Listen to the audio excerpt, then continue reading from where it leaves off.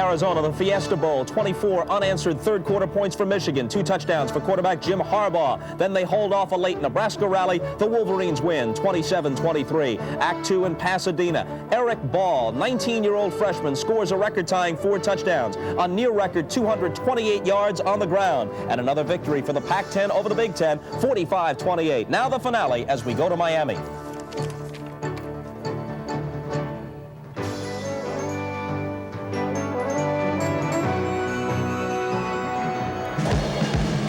Play like a champion, a sign that's been part of the Oklahoma locker room for decades. Every Sooner taps the sign before he takes the field.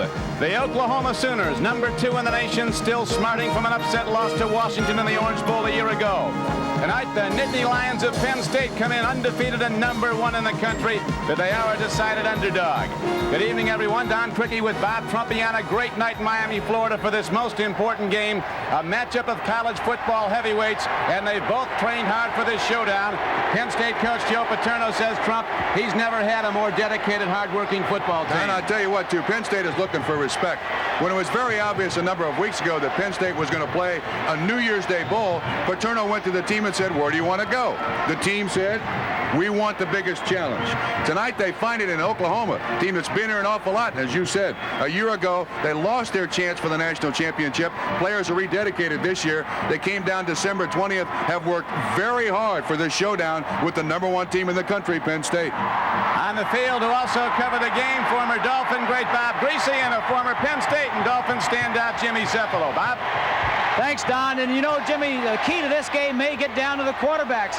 For Penn State, John Schaefer, I think he's going to have to establish the pass very early to take some pressure and put some pressure on that Oklahoma number 1 defense. On the other side of the field, I think Jamel Holloway, he's the leader of the wishbone offense, and I think he's going to have to keep the ball off the ground and really try to get something going for that offensive team. Well, emotionally, Holloway will have to play very well. He's just a freshman, as you mentioned. It's interesting to note that early in the week, the Penn State team seemed very quiet, very sedate, maybe a little bit too tight, while the Oklahoma players were more boisterous, having a good time here in South Florida.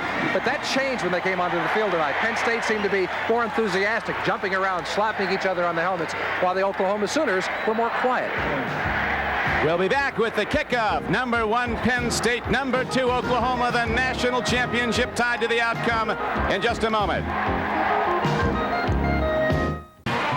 Here come the Sooners in their crimson and cream. A year ago, they came into the Orange Bowl, a chance at the national championship, and a very sharply trained Washington team under Don James upset them 28-17, and the Sooners, Trump, have not gotten over that. Well, there are a lot of players from the Oklahoma Sooners who, when they came to the Orange Bowl this week to practice, they were all mentioning they had bad memories of this place. The last time the Sooners played on grass was last year's Orange Bowl loss to the Washington Huskies. And Barry Switzer has put these guys through an awful lot of work. They came down here very early, had 2-a-days. Seems to be a rededication of the football team, and they're not to be denied tonight. But Penn State, on the other hand, I repeat, looking for respect tonight. Mr. Fleming. They just did the coin flip with the new Statue of Liberty coin. About to do that right now as Michael Zordich, 43 to your right, steps in for the Nittany Lions. An All-American roverback, the hero they call him. He's a key to Penn State's stopping the wishbone if they can. Let's listen. The committee has asked me to drop all 3.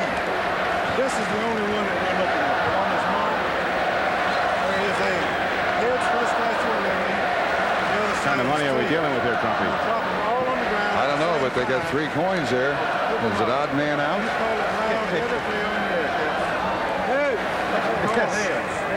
Now you got to figure it out. That is a head.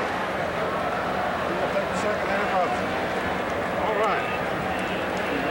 Wait a minute, did I just hear? They won the toss. Penn State won the toss, and they will go on defense. The choice is to Oklahoma, and Penn State has their choice to begin the second half. I think Joe Paterno wants to put his defense on the field first, Don. Interesting choice by Joe Paterno. And there's the engine you just saw in the Oklahoma offense. Quarterback Jamel Holloway as Coach Paterno in his 20th year as head man. A very quietly confident football coach that his team is ready for a super effort, and they're going to need one to beat an Oklahoma team that, since Holloway's taken over at quarterback, has averaged 38 points a game over the last 7 games. And Oklahoma, as you may know, is #1 in America in defense, giving up less than 9 points a game. Penn State is not impressed, though. They really are not impressed. We can, I think, expect a couple of special defenses against the Wishbone. And I came down to Miami thinking that this was a slow team from the Northeast.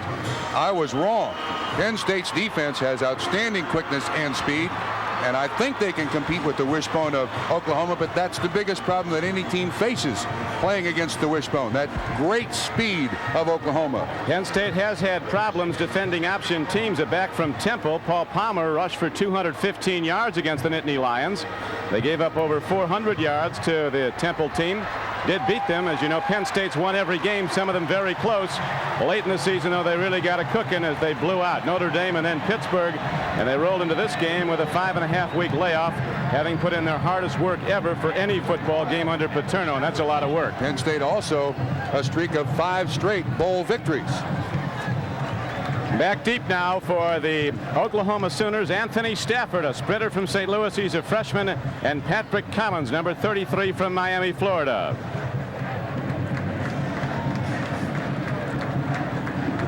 UCLA, a runaway victor, 45-28 in the Rose Bowl. Just completed at Pasadena, you saw on NBC Sports. And here is Massimo Manca into the ball for Penn State. A spinner. And it's taken by Stafford. Anthony Stafford, the freshman, is cautioned to down the ball. So the Sooners send out their offense with freshman Jamel Holloway from Carson, California. He's been absolutely a standout since taking over when the regular starter fractured a leg. Waddell Carr, a power back to fullback, second leading rusher. Speed at the halfback. Spencer Tillman, a breakaway runner with power. And the other back, Patrick Collins, also a sprinter. Jackson, Keith Jackson, the sophomore tight end, some rate as the best in the country. Derek Shepard's the flanker. They don't go to him often, but he can get deep. Anthony Stafford now in the starting backfield for Oklahoma. 1st and 10 for the Sooners.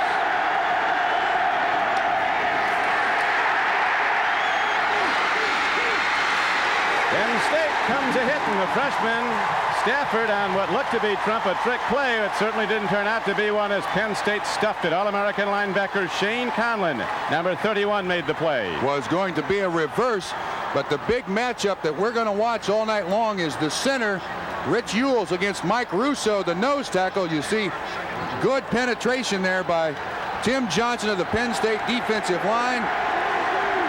Jackson was the pitch man, gave it to Stafford, loss on the play. -2 at 2nd and 12. From the 18-yard line of the Sooners. This time they hit out to about the 22-yard line. Waddell Carr, the fullback, got the ball. He might see it a lot tonight, a sophomore from Enid, Oklahoma, averaging just over 4 yards a rush. Big offensive line, Eric Pope, is 275. Guard Mark Hudson next to him is 280. The center, Rick Ewells, an undersized center. The starter, Travis Simpson, went down with an ankle fracture. He's only 250. Paul Farrar is 260 at right guard, and Anthony Phillips could be a great one at tackle. He's only a freshman at 280 pounds. Holloway ties up, and 3rd down, and Penn State shuts down the bone. So on 3 ties from scrimmage, the Nittany Lions break the bone early. Don Graham made that tackle, 53, a senior from Pittsburgh. That's one thing you'll notice about the Nittany Lion defense. They attack that line of scrimmage. They've got defensive linemen who started out as linebackers, Don. Great mobility and great foot speed to get to that exchange point. Mike Winchester is in to punt the ball now for Oklahoma. Jim Coates, the sophomore, is back. Very, very good return man for the Nittany Lions.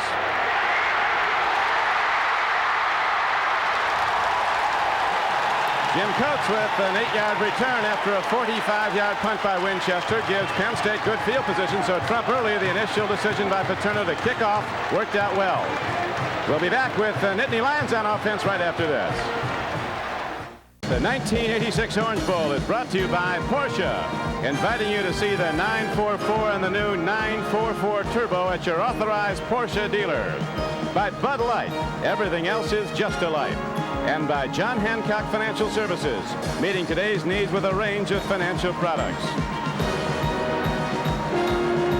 The 52nd Orange Bowl in Miami, Florida. Don Criqui with Bob Trumpy, Bob Greasy, and Jimmy Cephalo as the Nittany Lions of Penn State.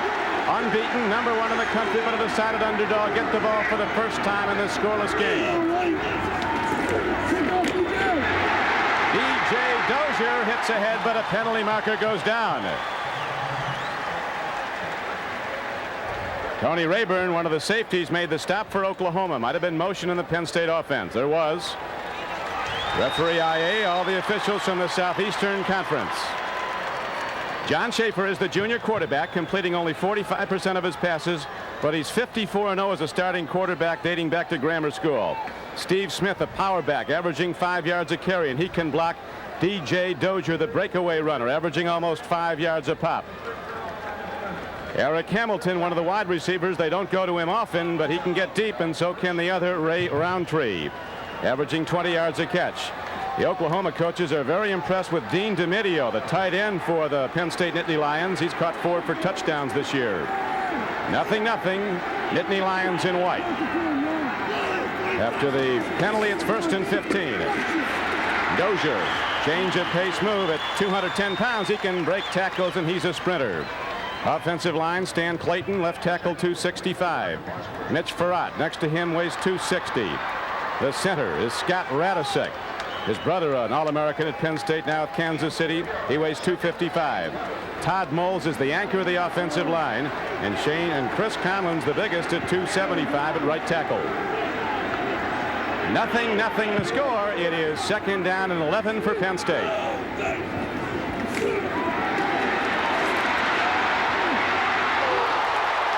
Penalty marker down. DeMidio is the man they went to, and there could be a call here against the secondary of the Sooners. Tony Rayburn will be called for pass interference. Barry Switzer is saying the ball is uncatchable. Flag should not be thrown. That's a 25-yard penalty. Actually, the pass shouldn't be thrown. He's thrown into double coverage back there, but still tries to get it to DeMidio. Turns out to be a big 25-yard gain. You can see Schaefer on 3rd down. He seems to be twice as good a quarterback as he is 1st and 2nd down. He knows there, I shouldn't throw it. He's thrown into double coverage. Yeah, all right, we'll take it. Any way we can get 25 yards, we're not proud. 25 yards is the assessment. A penalty mark off against Oklahoma, so the ball crosses midfield. Barry Switzer protesting from the moment the flag went down. We have 11:52 to play in the first quarter. There's no score. The Sooners, with their high-power wishbone, were shut down on 3 consecutive runs by the Penn State defense. Nittany Lions elected to kick off in this game. Now, 1st and 10, Penn State.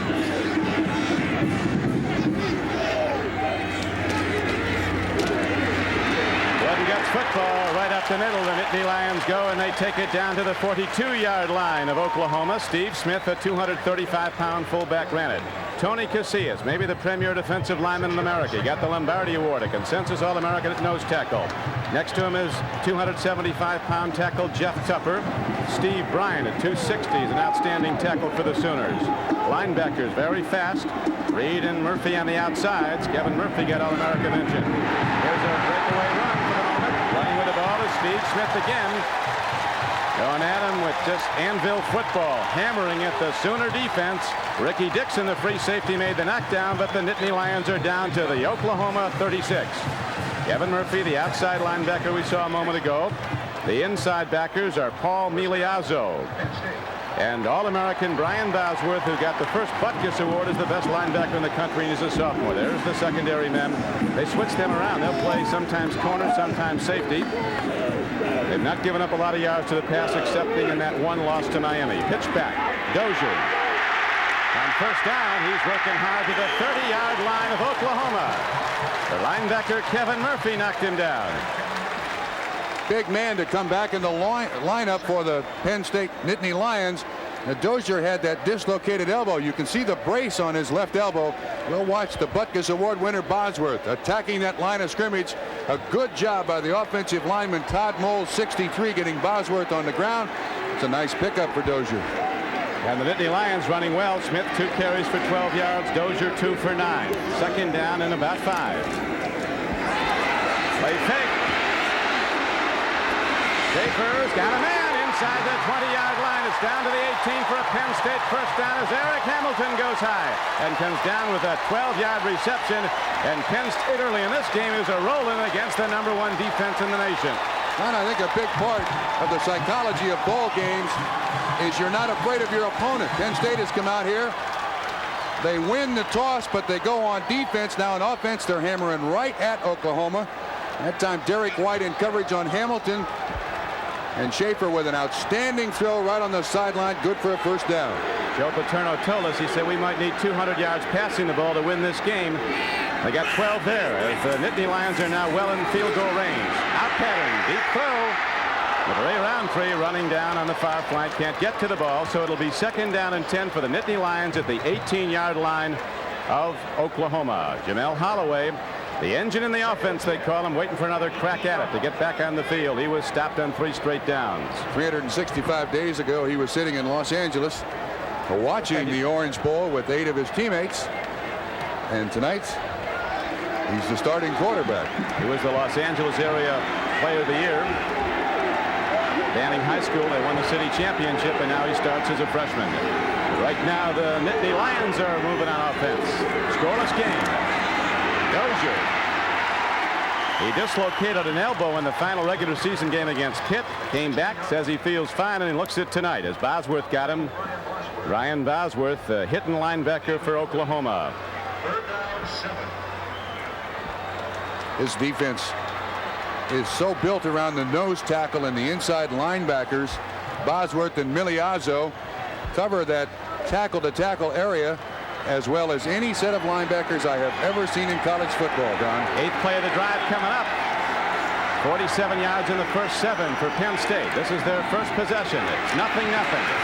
Schaefer cocks and fires, and Roundtree comes down with the ball. Hamilton coming up. Eric Hamilton comes down with a 14-yard reception to the 2-yard line. Ricky Dixon, the free safety, saved a touchdown, if but for the moment. Roundtree was open earlier. Schaefer holds this ball a long time from behind the defense, and you can see he's waiting for him to cross Bosworth, 44. Then he throws it into the other linebacker coverage. Roundtree still comes up with a big catch. Boy, that's threading the needle right there. His second now for 26 yards. A senior from Cleveland, Ohio, Eric Hamilton. Now 1st and goal for underdog Penn State. First back, Smith. He's in, it looks like. No signal yet, though. Linesmen come in, and they're not spotting a touchdown until they unpile. Apparently going to rule it the nose of the ball's at about at the goal line. Down to this point, Penn State offensive line making a big bow in that Oklahoma defensive line. Can you be any closer and not score a touchdown? Look at that offensive line. Look at the charge. Boy, that's an excellent job. So now with the nose of the ball actually breaking the plane, it would appear from here, they go 2nd down and goal. This time it's on the book. Tim Manoa. Straight ahead pop. And the Penn State Nittany Lions, after the most intense series of practices that Joe Paterno team's ever had, came out and take over the football game at least early, stopping Oklahoma on the Sooners' first possession and then running the ball right down their throat with 2 big throws that led the way to that touchdown by Manoa. John Schaefer, first series, 2 of 3, 26 yards, and that's a quarterback that completes less than 50% of his passes. Guys, 54-0 as a starter, as we mentioned. Someone said, yeah, but he never played Oklahoma. But right now, with the extra point up and good by Massimo Manca, the Nittany Lions look every bit the #1 rating they have. They take a 7-0 lead. Look at this big fullback fire in there. Tim Manoa is Tongan. He wants to be separated from those people who are Samoan on a friendly basis. He likes the end zone, though.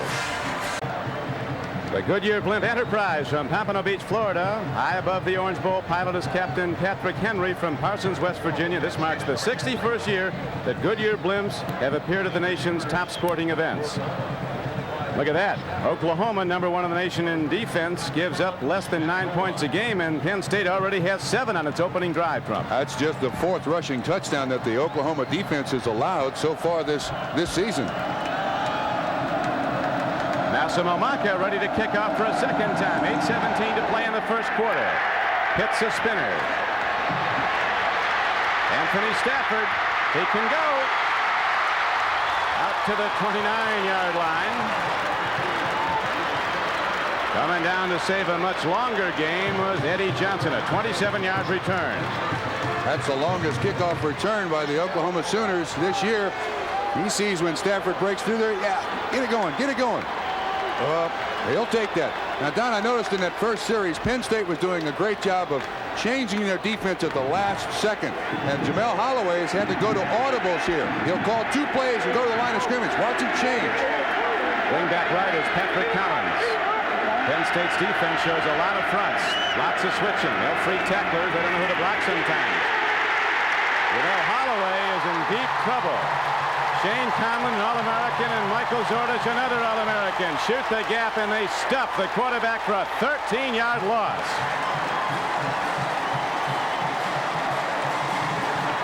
Biggest way to beat the triple option or the wishbone is get to the exchange point. Shane Conlon on a blitz on the outside. Zordich, the man they call the hero, he's basically a strong safety right there at the exchange point. I asked Shane Conlon at practice yesterday. I said, are you apprehensive about playing a team like Oklahoma? He said, not at all. We're going to do our talking tomorrow night. They're playing tonight. Second down and 23 for the Sooners. To the run they go and get it out across the 20 as Lydell Carr, the 195-pound fullback, takes it straight ahead. In the Sugar Bowl, Miami of Florida, the one team that did beat Oklahoma this year, leads Tennessee 7-0 at New Orleans. First quarter score. Now freshman fullback comes in the game for the Sooners, Leon Perry, a 225-pound buster from Orlando. This is also a situation Oklahoma does not like. 3rd and long. Holloway completes just 41% of his passes. That's all, a 41% passer, and he throws infrequently. And not here. Not bad either. Janelle Holloway not done until he gets out.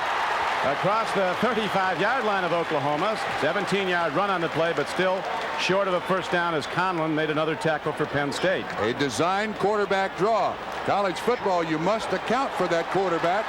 Jamel Holloway with 4 100-yard rushing performances for the Oklahoma Sooners.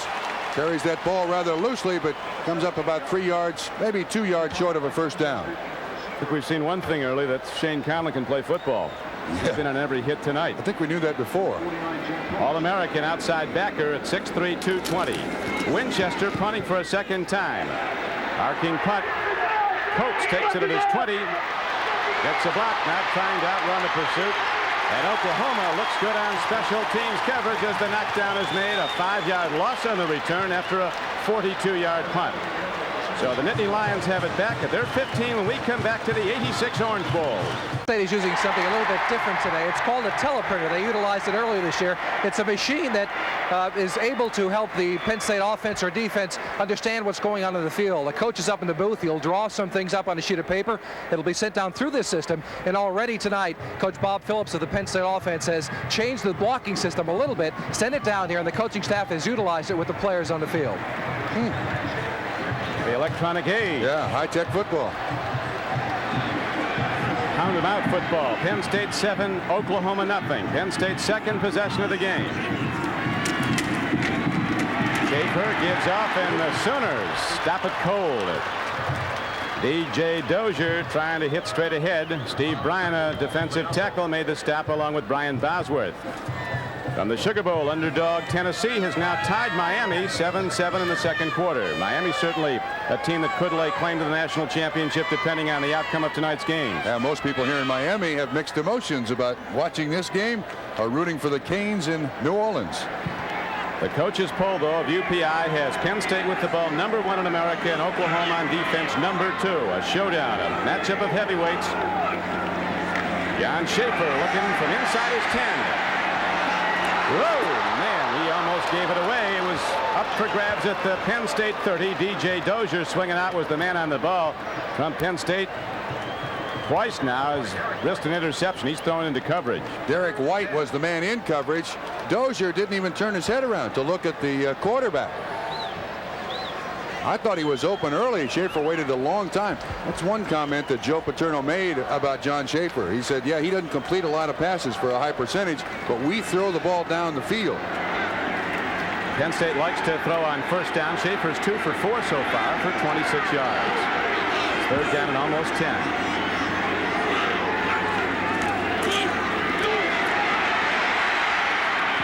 Gets it to his tight end, Denidio, and the Sooners come calling on him right at the 16-yard line. So now Penn State has to punt the ball for a first time, and Oklahoma could get excellent field position. Don, that's great discipline, too, by Steve Bryan and Derek White. When you lock onto a receiver, a lot of times as a defensive player, you can be decoyed. Bryant stayed in his pass rush lane. Derek stayed with his coverage. Derek White, very little gain on that tight end screen.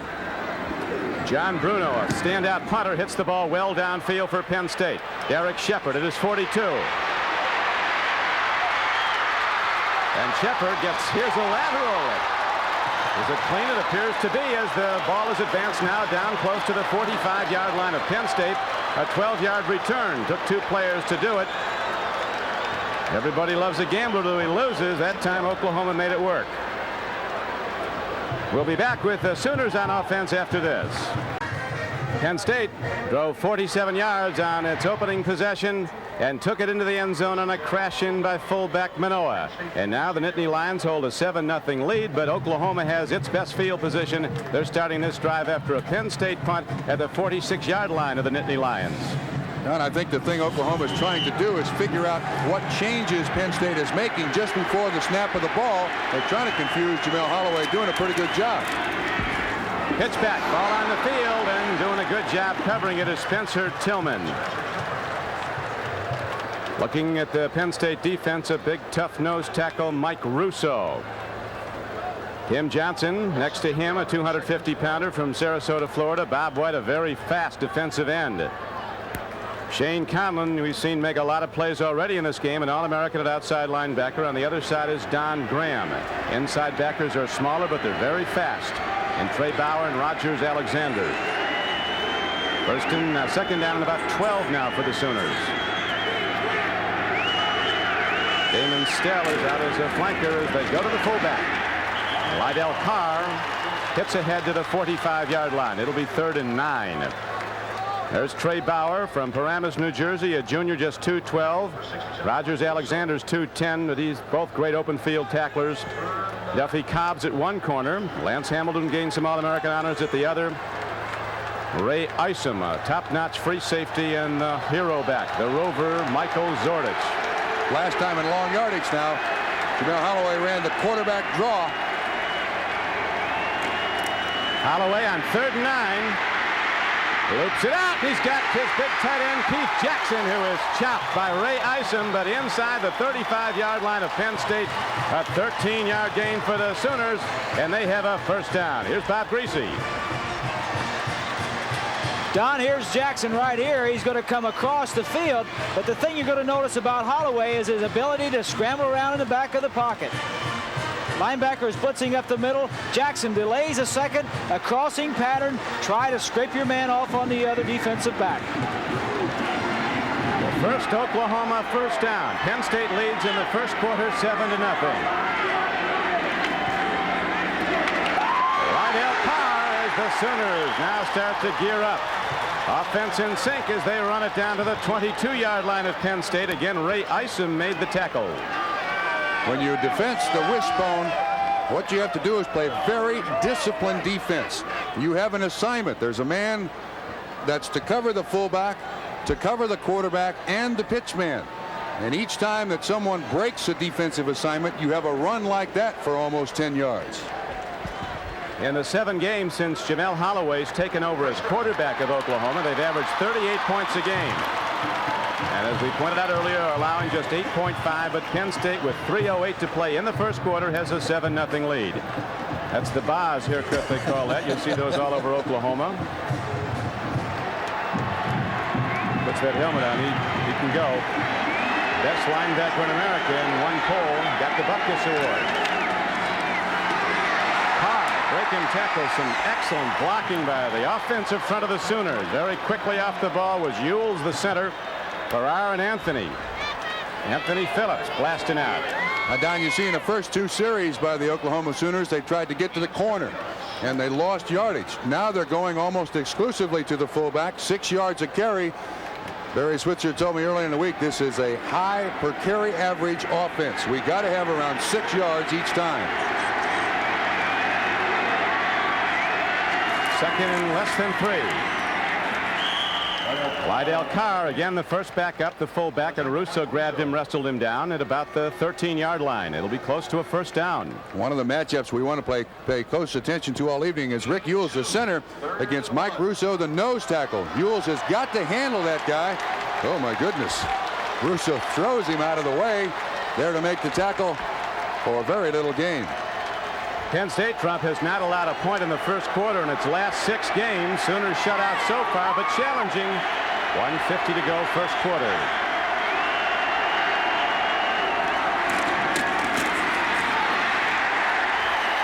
Look at him. Spencer Tillman got the call. Bob White got him. We'll see if he got there.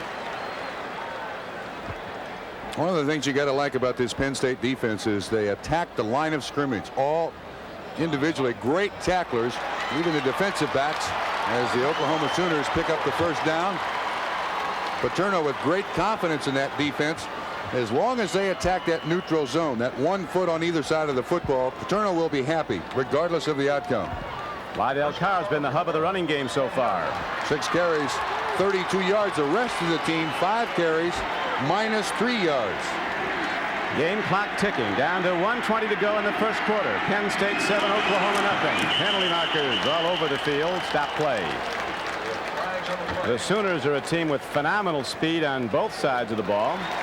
Joe Paterno says the Penn State team hasn't met a quicker ball club all year. One of the problems you have when you lay off for 5, maybe 6 weeks is you have some penalties. And Barry Switzer saying, "Ah, not a penalty. Come on." But that happens. Misfire cost the Sooners 5 yards. The ball is set back to their 17-yard line, the 17-yard line of Penn State. It's 15 to go, first and 15. I'd look for Keith Jackson here. He's their big play guy. Reverses. This is where they like him. He's aligned to the right, 88, Keith Jackson. They like Carr again. He didn't get there. Rogers Alexander, inside linebacker, beat the block and knocked down the carrier, and so Penn State holds on first down. It'll be second down now and long yardage for the Oklahoma Sooners just inside the 15-yard line of Penn State. One of the things you try to do against the wishbone is at least keep it on the line of scrimmage. If you can go through the blocks and not run around the blocks, then you have a chance to stop the wishbone at the line of scrimmage. Rogers Alexander, who seems to be everywhere, along with Shane Conlon making tackles. Good job there. This is the 9th play of the drive. Penn State leads 7-0. Holloway, Conlon trying to run him down. So is Zordich, and Zordich is going to get him. Takes him out of field goal range too, Don.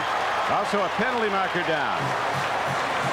Jamel Holloway's fast at 175 pounds at 220. Looks like Conlon and Zordich are just as quick. But Don, there's a point where a quarterback has to realize this is a bad play. Face mask against the defense. Whoa. Holloway's trying to do too much. Sometimes when it's not there, just accept that, go back to the huddle and take the next play. That's Conlon. 220 pounds. He's standing outside. He's got great speed for a guy his size. And look at him. They're just hemming him in, just keeping containment so he can't turn around and go back the other way. Get a look now at the face mask with the reverse angle. Zordich comes in, grabbing for whatever he can get.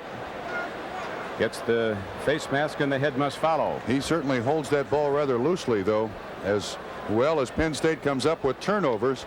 They've gotten 17 more turnovers than they've given up in this season. Jamel Holloway is going to have to protect that ball a little better. Penn State, a defense tough, smart, and well coordinated, but a mistake there negates a 13-yard knockdown for a loss. Against the defense, They're saying that's intentional. Is from the basic spots with the previous spot. I disagree with that. Still second down. think Zorda's just grabbed whatever was out there as he reached in, but it gives a big assist to the Sooner offense. Now puts them right back in position. 2nd down and 7 coming up from the 10-yard line of Penn State. 15 seconds to go in the first quarter. The Nittany Lions lead 7-0. Leon Perry, the freshman fullback, driving straight ahead. That'll bring up 3rd down and about 4-5. That's going to do it for the first quarter at the 1986 Orange Bowl.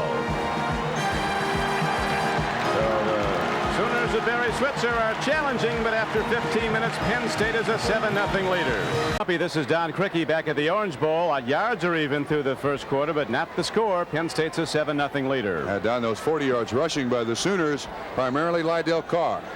Jamel Holloway has lost yards. Carr's got 35 of the 40 yards rushing by the Oklahoma Sooners so far. They're going with the blast-off offensive line. 2 tight ends in, Jackson and Darren Berryhill.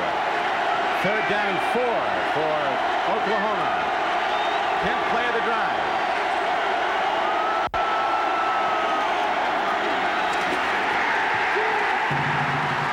I'll tell you, it's been lunchtime for Jamel Holloway. He's trying to do too much. Pete Giftopoulos on the tackle along with Rogers Alexander. That's another loss of 4 yards. Remind you that Jamel Holloway is only 18 years old. Ray Isom on the deck here of the Orange Bowl with an injury, but I personally think that Jamel Holloway is trying to do too much.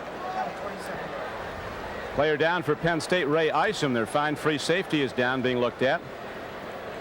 Coach Switzer looking to make some adjustments on the sideline with his offense, as on 4th down the field goal unit comes out. 14:47 to play in the first half. And Penn State, scoring on its opening drive, continues to hold to a 7-0 lead. Barry Switzer in his 13th year as head coach of the Sooners. His teams over the years have won 83% of their games. Next to him, his freshman quarterback Jamel Holloway, who has been stuffed on his option runs. And now on 4th down, the Sooners go to a field goal. Ready to try it is Tim Lasher. Be a 26-yard attempt. He drills it up, and it looks good. It is, and the Sooners are on the board with 14:35 to play in the first half.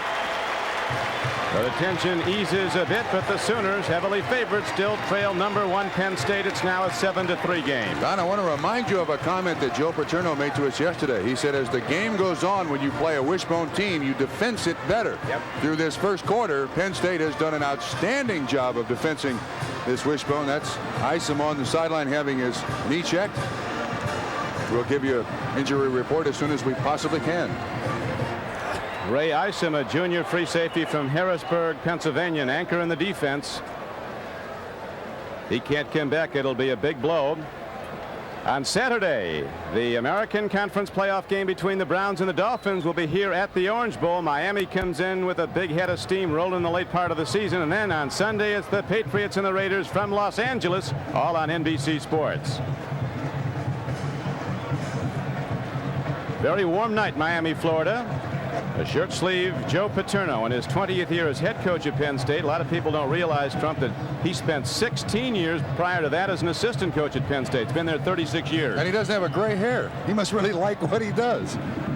59 years old. He's one of the oldest head coaches in the country. Wears his success well, and right now it's the Nittany Lions returning the kickoff. Jim Coates is drilled at the 15-yard line. David Vickers popped him, number 10 for the Sooners. John Schaefer brings out the Penn State offense.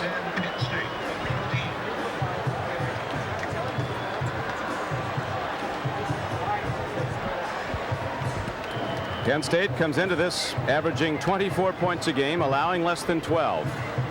Dick McPherson, the Syracuse head coach, calls the Penn State offense a no-risk offense, an offense that won't beat itself. But the Nittany Lions kill the opposition in their mistakes. 7-3 Penn State.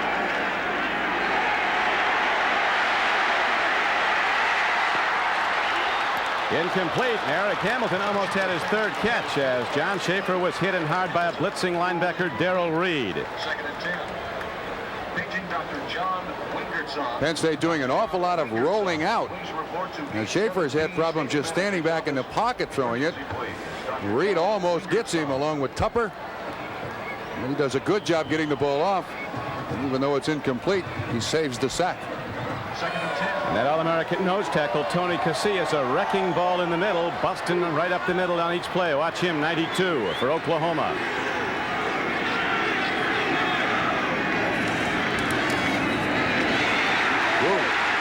DJ Dozier takes some hard hits. Jeff Tupper got the first shot on as the Sooners swarmed to the ball on 2nd and 10. A knockdown for no gain. 3rd and 10, Penn State. To remind our fans tonight, this Oklahoma defense is 1st in total pass defense, 2nd in rushing and scoring defense, and that's the best ranking in the history of the NCAA. 13:50 to play, first half. Clock is running here at the 1986 Orange Bowl. Number 1 Penn State with a 7-3 lead. Schaefer on 3rd and 10. Ray Roundtree was going for the ball, but as you see, it was well overthrown. Now for an update on the condition of Ray Eisen, let's go down to Jimmy Cephalo. It should be relatively not serious, and he will be fine to come back into the football game. They're taping that left knee. Ray Eisen will return to the lineup in the next series for Penn State's defense. Don? Thank you, Jimmy. That's good news for the Nittany Lions. Oklahoma coaches, after looking at a lot of film, say Eisen is really a key and underrated player in this Penn State defense. Big hitter. Now the Sooners will get it back again in good field position. Derek Shepard is the deep man. Bruno hits another big punt downfield. Shepard back at his 39.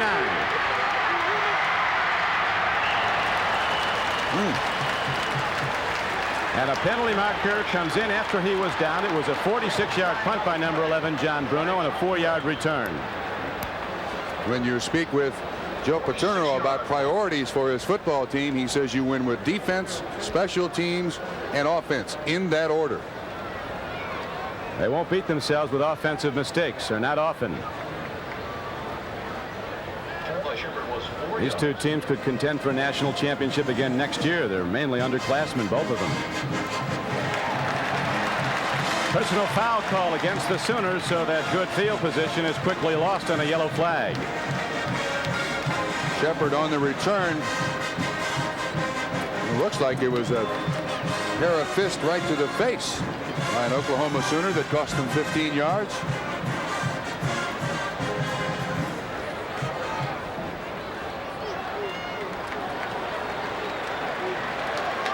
The Nittany Lions now see the yardage marked off against Oklahoma. Personal foul. Red team. 1st and 25. Oh, they're saying that that's after the player was down. They established the point where he hit the ground. Then they tacked the 15 yards back. 1st and 25 now for Oklahoma. That's expensive. We'll be back in a moment. 86 Orange Bowl is brought to you by Plymouth, division of Chrysler Corporation. Plymouth, the pride is back. Born in America again. By Tenneco, building on quality. And by Federal Express. Why fool around with anyone else?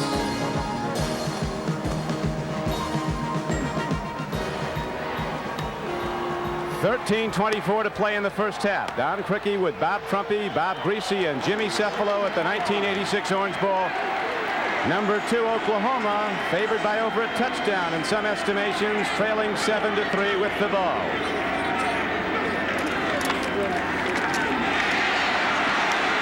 Spencer Tillman showing that breakaway speed. The Oklahoma backs breaking like quarter horses at the snap of the ball, break off a 12-yard gainer. They have not gotten a lot of yardage outside. Sooners preferring to go inside. Try to get everybody sunk down in there, and then they'll try to break one of these real quick kids to the outside. I noticed that time the Ewells had a great deal of trouble with Russo, the center for Oklahoma. Number 52, the nose tackle for Penn State, 67. 2nd and 14 now for the Sooners.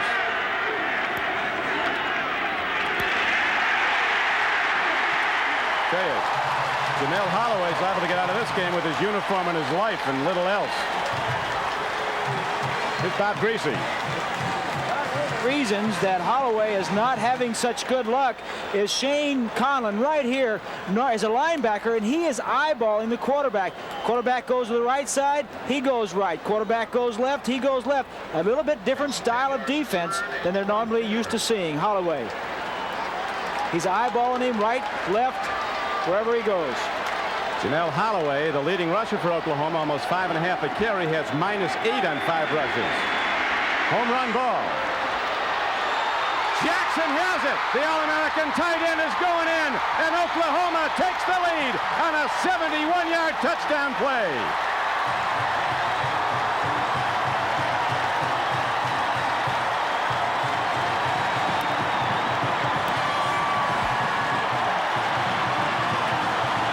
Jackson ran that pattern over a backup safety. Ray Isom still on the bench having his knee taped. Ray Bookman was the man beaten. There was also an awful big block by Damon Stell right at the end of that play. That allowed Keith Jackson. Look, Joe is saying, that's all right. Settle down. We're all right. Penn State gives up 2 big touchdowns in a row. They won't be out of this. They fight it out right till the final gun, and this one's got a long way to go, and the Sooners look sharp.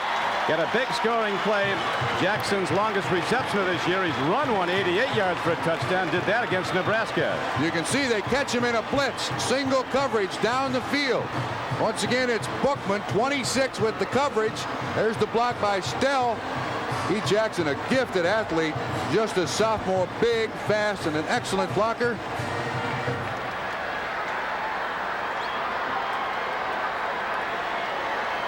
Coach Switzer getting the boys off the field out there celebrating before a marker went down. Jackson, a big, pleasant, engaging young man from Little Rock, Arkansas, on the payoff end of a 71-yard touchdown pass play. He openly predicted in the week that Oklahoma was going to win by 7. Right now they've come from behind to lead by 3. As the kickoff is downed in the end zone by Coates, it'll come out to the Penn State 20. Here's the touchdown play again, Bob. The end of it, Keith Jackson, an excellent receiver. You see how steady his head is. Holloway, we expected to be the big rusher tonight. He's got 5 carries for -8 yards, but he's 2 for 2 throwing it, Don. 84 yards and a touchdown. Both throws to Keith Jackson.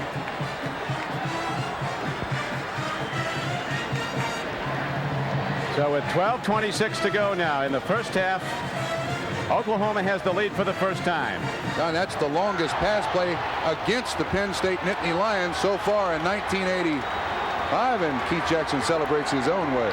Moment of thanks for Jackson right there on the promised land, the end zone. Here's a handoff now. Dozier runs the ball. He's stuffed at the 19-yard line. Big plays like that pick up a defense, too. Kevin Murphy on the tackle. That time the Oklahoma defense had captured the line of scrimmage. No place for Dozier to run.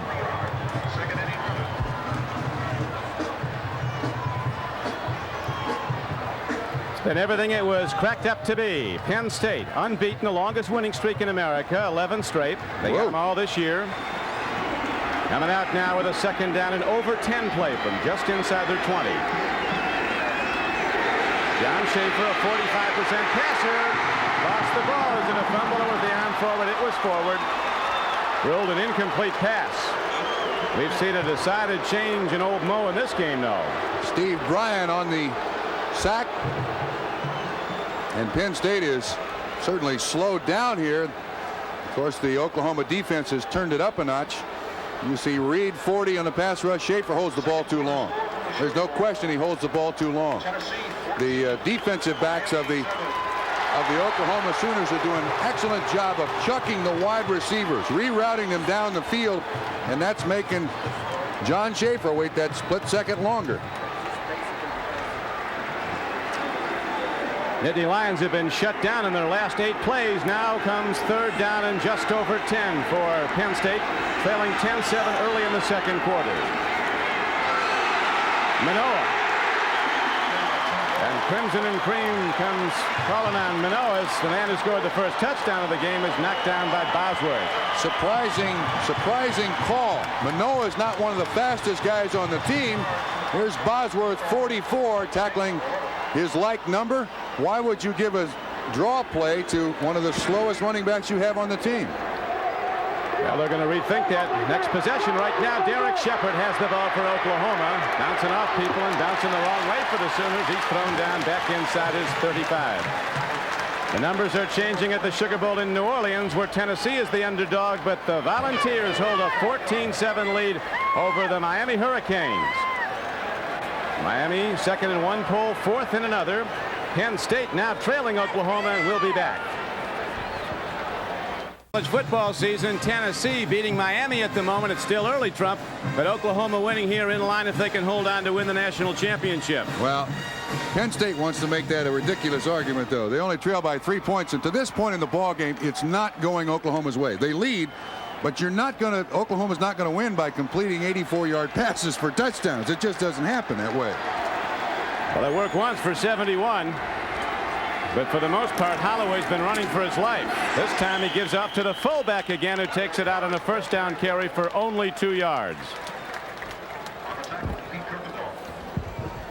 Pete Kirkendall, that time at nose tackle, did an excellent job. Well, that matchup, the center for Oklahoma, Ewells, against the nose tackles of the Penn State Nittany Lions, is a big factor in this ball game, and I think one of the main reasons Oklahoma's not getting much yardage. Number 1, but down by 3 at the moment. Second down, a long 7 for the Sooners.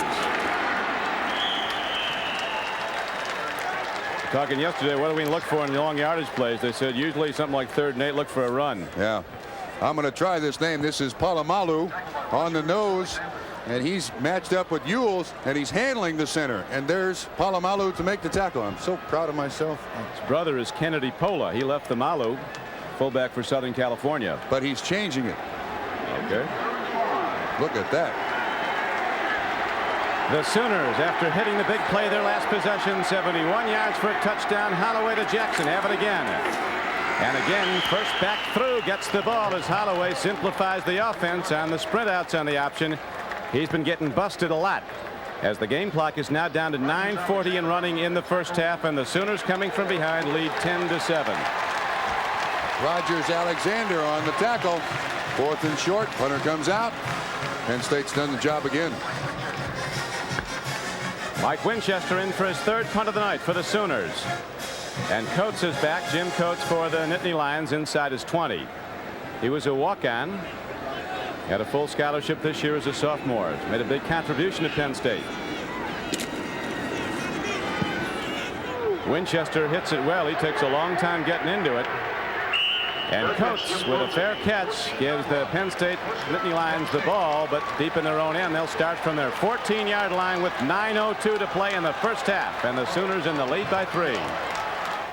The teleprinter that the Penn State coaching staff is utilizing, and here's a copy of that machine. They've drawn up some of the wishbone attack of the Oklahoma Sooners, and they have made a couple of changes to try to shut down the pitch, as you see up here in this corner.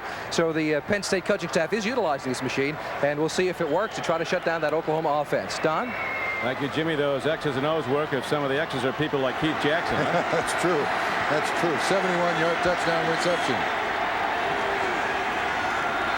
1st and 10, Penn State.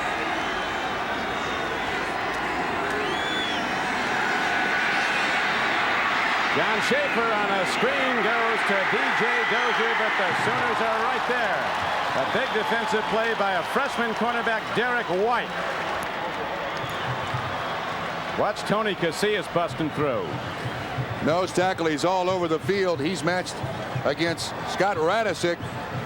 But defensive players never quit until that whistle blows. One of the problems Penn State's having done so far in this ball game, they're averaging less than 2 yards per play on first down. Big Tony's a tough guy. They say the first rattle they gave Tony when he was a baby to play with still had the snake attached to it. From Tulsa.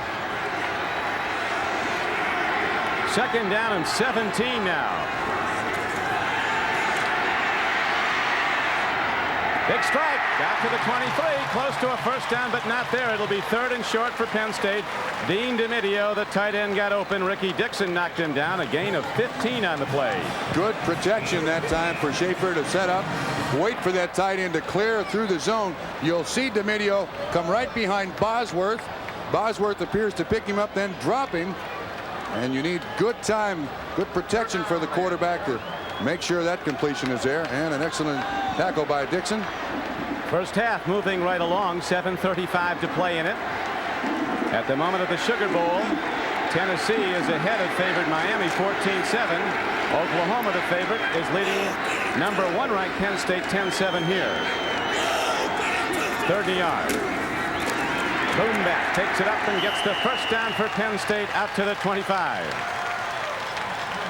Steve Smith head down, hits in. The ugly part of playing nose tackle is when you get in short yardage situations, people come from every direction. Casillas that time stands the center up pretty well, doesn't do a bad job at all. It's Rob Smith in there at center, runs around the block and assist on the tackle on Steve Smith, but Penn State still gets the first down. There he is, the wrecking ball in the middle for the Sooners, Tony Casillas. Oklahoma has now outscored its opponents in the second quarter over the season 140-10. Intercepted by Sonny Brown. Inside the 30, not done yet. Inside the 15-yard line of Penn State. So Schaefer, whose throws were close to being picked off earlier, gives one up, and Sonny Brown takes it back 22 yards, and now Oklahoma's in good position with a first down.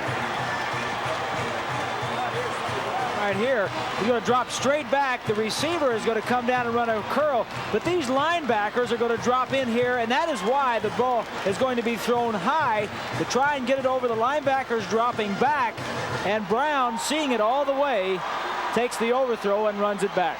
Bob, let me ask you, is he telegraphing his throws? You watched him work out a lot. There seems to be a lot of people around the area every time he goes. I just don't think he's that good of a thrower, Don, and you've already hit on it. He's just throwing into a lot of situations, and the law of averages caught up with him that time. Now Oklahoma goes to the run and takes it inside the 15-yard line. Leon Perry, the freshman fullback, got one tough yard down to the 14. Don, let me make a comment on that last interception. Bob, would you not agree? The receiver didn't stop. He kept fading to the inside. Schaefer didn't have much choice but to throw it in there. He couldn't throw it at the receiver. He had to throw it over the linebacker.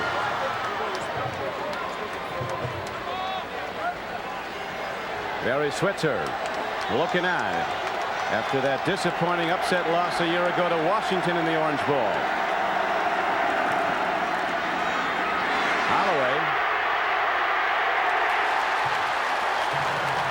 Shane Conlon is stuck on Jamel Holloway at eye contact, and wherever he goes, Conlon's right with him, making a knockdown for no gain on the play. Actually, a loss of a yard. It'll be 3rd and 10. Don, on that, in this matchup between Holloway and Conlon, as Bob Greasy said, Conlon following Holloway everywhere he goes. I think in a 40-yard dash, I'd take Conlon. Holloway is not that fast. He's very quick, but he's not that fast. We've been around a lot of football players, and I've never been around one more anxious to play a game than Shane Conlon. He just couldn't wait any longer. Holloway, end zone, man's open, lost ball. Coming off the flank was Lee Morris, left to right. Stick put on him by Isom, who's back in, apparently in good health after that brief trouble with a knee. And it's a field goal try now for Oklahoma. I'll tell you one thing, the next time they call this play, Lee Morris is going to remember that hit, take shorter steps going through the middle there. Isom put him right on the turf. Sonny Brown's the holder. Lasher hit earlier. This is a 31-yard attempt coming up. 5:24 to play in the first half, and Oklahoma looking to extend its lead to 13-7. It's like the Sooners do. So Tim Lasher now hitting on 17 of 23 this season, and the Sooners lead by 6. Mel Holloway was getting gobbled up early by the Penn State defense, but he got it cooking. The big strike of this game, his 71-yard pass to tight end Keith Jackson for the touchdown that got Oklahoma right back in the game, and now they have, with that lead they got in the touchdown, have extended it to 13-7. Oklahoma dominant in the second quarter. They've outscored their opposition this year 143 points to 10 in the second quarter. Todd Thompson kicks off for the Sooners. Jimmy Coates going to bring it back. And gets it across the 20 to the 23. 22-yard return. Here's that pass reception over the middle.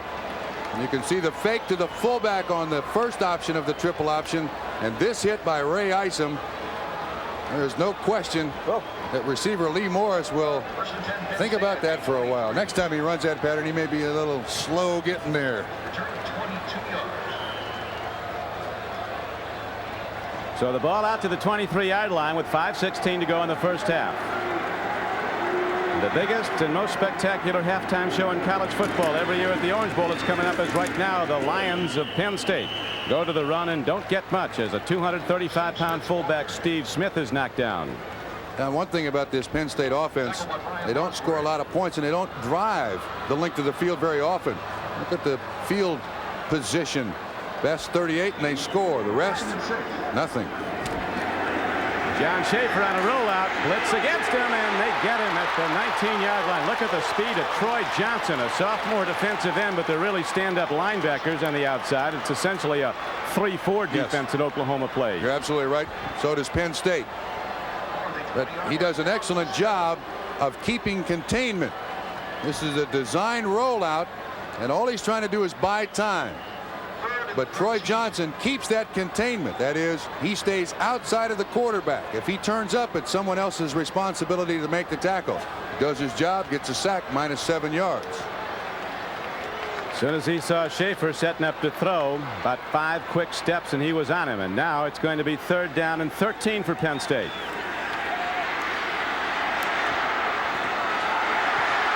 Picked off again. Tony Rayburn all the way down inside the 10-yard line. So Schaefer on consecutive misfires in the last 2 possessions. And a 34-yard return by Tony Rayburn, and Oklahoma's threatening to go in again before halftime. Ball was intended for running back David Clark. You'll see this ball tip. I don't understand why John Schaefer is throwing into coverage. There's 1 man, there's 2 men, and his last 2 completions, Don, have been to the other guys. So you call that Trump room service for Tony Rayburn? That's room service. Yes, sir. Just what I ordered. Right in his hands, and with 3:57 to go in the first half, the Sooners going 1st and goal. Look at that hit. Free ball. It looks like Holloway got it. Penn State, a team on defense loaded with high-impact tacklers who hunt the ball. They knocked it free that time. The hit on the play made by Tim Johnson on freshman Anthony Stafford. Well, this is certainly what Joe Paterno did not want. Last time, Oklahoma had less than half the field to drive for a score. This time, drive starts at Penn State's 14-yard line. That's not good to put a potent offense down here on your goal line all night long. 13-7. Sooners in crimson and cream lead the game and go to the run now as they take it down inside the 10-yard line on a 2nd and goal from the 14. Trey Bauer made the stop inside. Lydell Carr taking it straight ahead. He's the 2nd leading rusher, a sophomore fullback. Not big as fullbacks go, about 200. You don't really have to be big in the wishbone, though, Don. You need to be quick. He's only about 3.5 yards from the football. When you look at the lineup of that wishbone, none of those running backs tip you where they're going. They all look exactly the same. Penn State coaches all preached discipline in defending the wishbone. It's an offense predicated on deception. That time, a quick hit. Again, they go to Lydell Carr. He's down inside the 5-yard line. Halftime. Tennessee, a decided underdog in the Sugar Bowl, now leading at halftime 14-7 over Miami. We're at the Orange Bowl in Miami, Florida, a game that for the last 5 years has decided college football's national championship. And again this year, a matchup of the game's heavyweights, a showdown between #1 Penn State and #2 Oklahoma. Penn State led early, then Oklahoma rallied, getting the big play on a 71-yard touchdown pass to All-American tight end Keith Jackson to take the lead.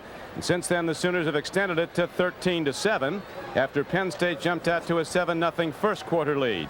Don Criqui with Bob Trumpy, Bob Greasy, and Jimmy Cefalo. The Orange Bowl sold out on a very warm night in southern Florida. That could take a toll as the game wears on. Very humid. 21-yard field goal by Lasher. Tim Lasher, a guy who gets it done. 3 for 3 on field goals, and the Sooners all of a sudden have opened up a 16-7 lead. Oklahoma kicks it off after Winchester's third straight field goal. And here comes Penn State. Blair Thomas running the ball back, crosses the 20 and gets out to the 28-yard line. 1:44 to go in the first half. Back to Jimmy Cephalo on the sideline.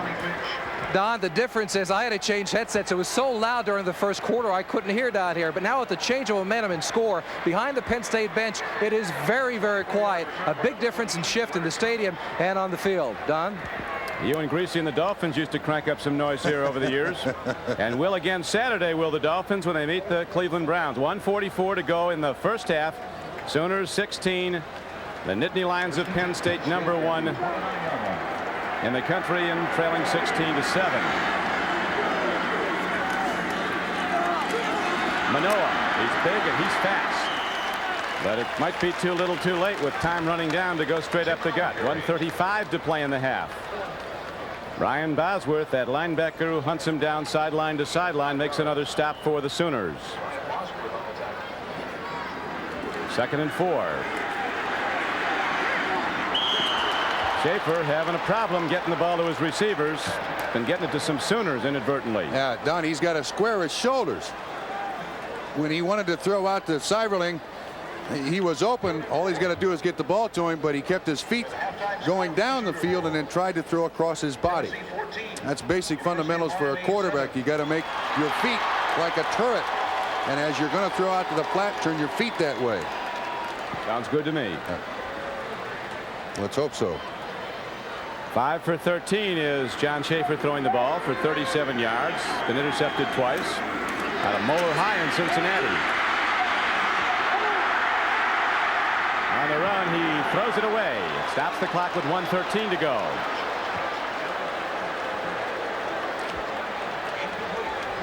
The halftime show, Disney World and the Living Seas here at the Orange Bowl in Miami, as the Nittany Lions, who won the opening flip, elected to kick off, stuffed the Sooner wishbone, and then took it right through him down the field, scoring on a short touchdown plunge by Tim Manoa.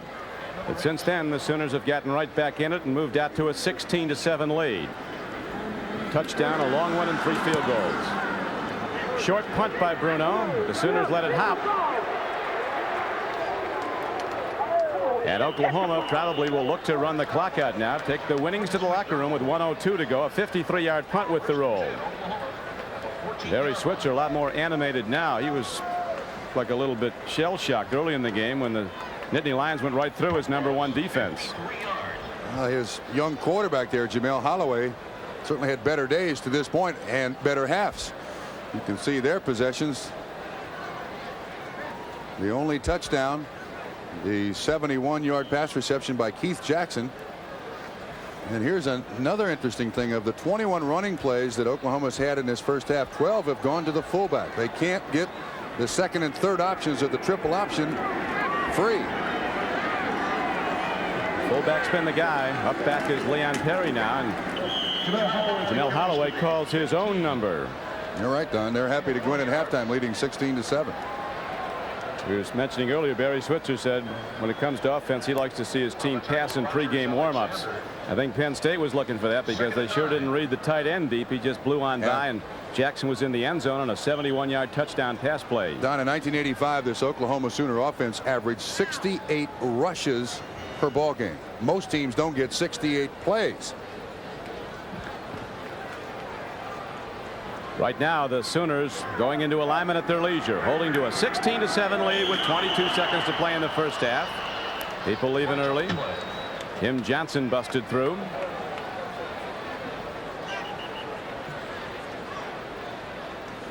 Penalty markers go down as the clock is stopped now at 22 seconds to play in the first half. Penn State #1 in all the polls, but all the odds makers favored high-scoring Oklahoma coming in. The Sooners big, fast, and confident, and they'll tell you they're confident. Don, that was interesting. We had Mark Hudson against Tim Johnson. They were kind of pointing fingers at each other. That should be our isolate, just to see on this next play what they do, even though there is nothing at stake here. One will try to show the other one, don't mess with me, son. And we should also keep in mind, Trump, that in their 11 wins this season, the Nittany Lions have come from behind 6 times to win. 5 times at halftime they were behind. This is a team with a great deal of character. 22 seconds left, and Penn State calls a timeout. So we'll be back right after this.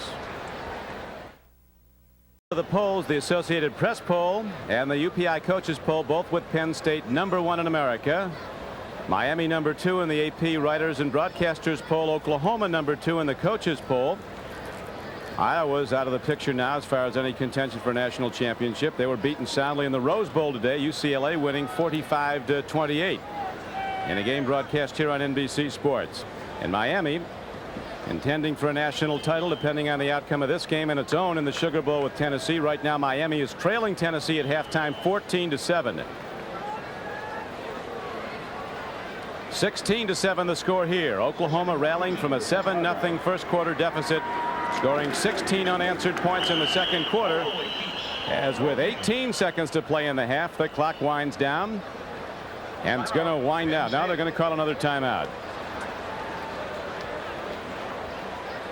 Last time they had a snap, you saw defensive lineman from Penn State jump across the line at Mark Hudson. He tried this time to make up for it, but there was nobody there. I'm looking for somebody to hit. Joe Paterno, as you know, Trump feels good about coming to the Orange Bowl. He's been here with Penn State teams 3 previous times. Each time they won in '69, '70, and '74.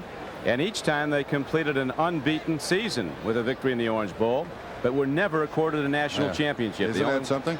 Only official one they got was after they beat Georgia in the Sugar Bowl in '82. They beat Herschel Walker and Georgia in the Sugar Bowl in '82 and did an outstanding defensive job.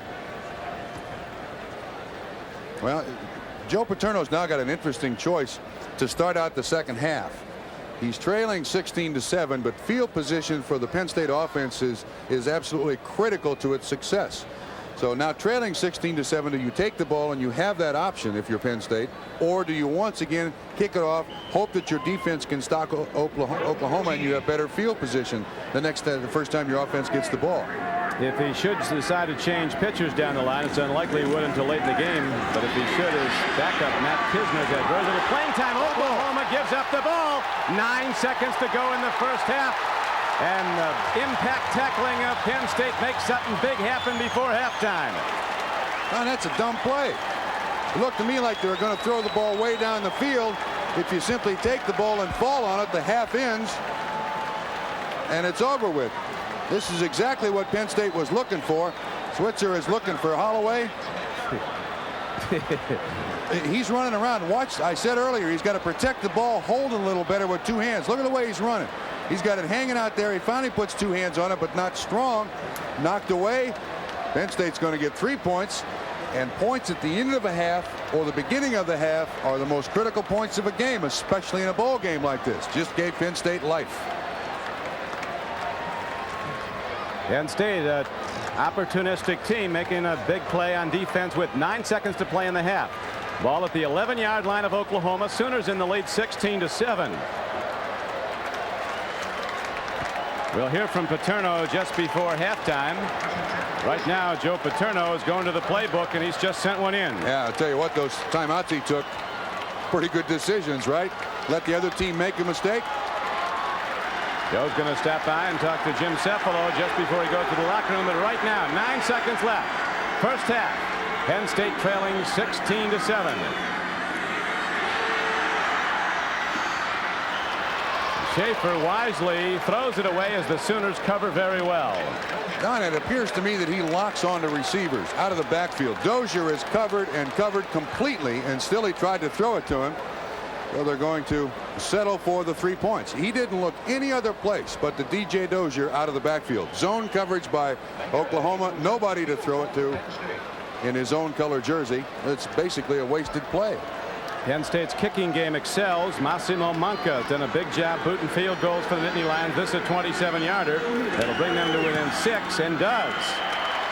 So with 1 second to play in the first half, the Penn State defense gets the ball, and Manca puts it through the upsides 2 plays later, and Penn State is right back in the hunt, trailing 16-10. They'll kick it off with a second to play. Manca's a long-range booter, something to keep in mind as this game goes tight down towards the end. He's 3 for 4 from outside the 50-yard line this year, born in Sardinia. This is a good spot for Oklahoma to use whatever trick kickoff return they might have. Reverse, pass, 1 second left.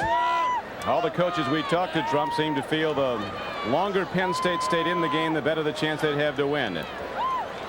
Oh, they're playing it right so far, shutting down the wishbone. If it's close at the end, there's a pretty good chance Penn State's going to win it. They have that history. Penn State has a history of blowing teams out. They like to score in their first 3 possessions. Penn State's been tough in the last 3 games too. They've routed their last 3 opponents. Yeah, outscored them 98-16. Cincinnati, Notre Dame, and Pittsburgh. Ball is down on the kickoff. The first half ends. Penn State's big following here, 15,000 in to support the Nittany Lions from the Keystone State.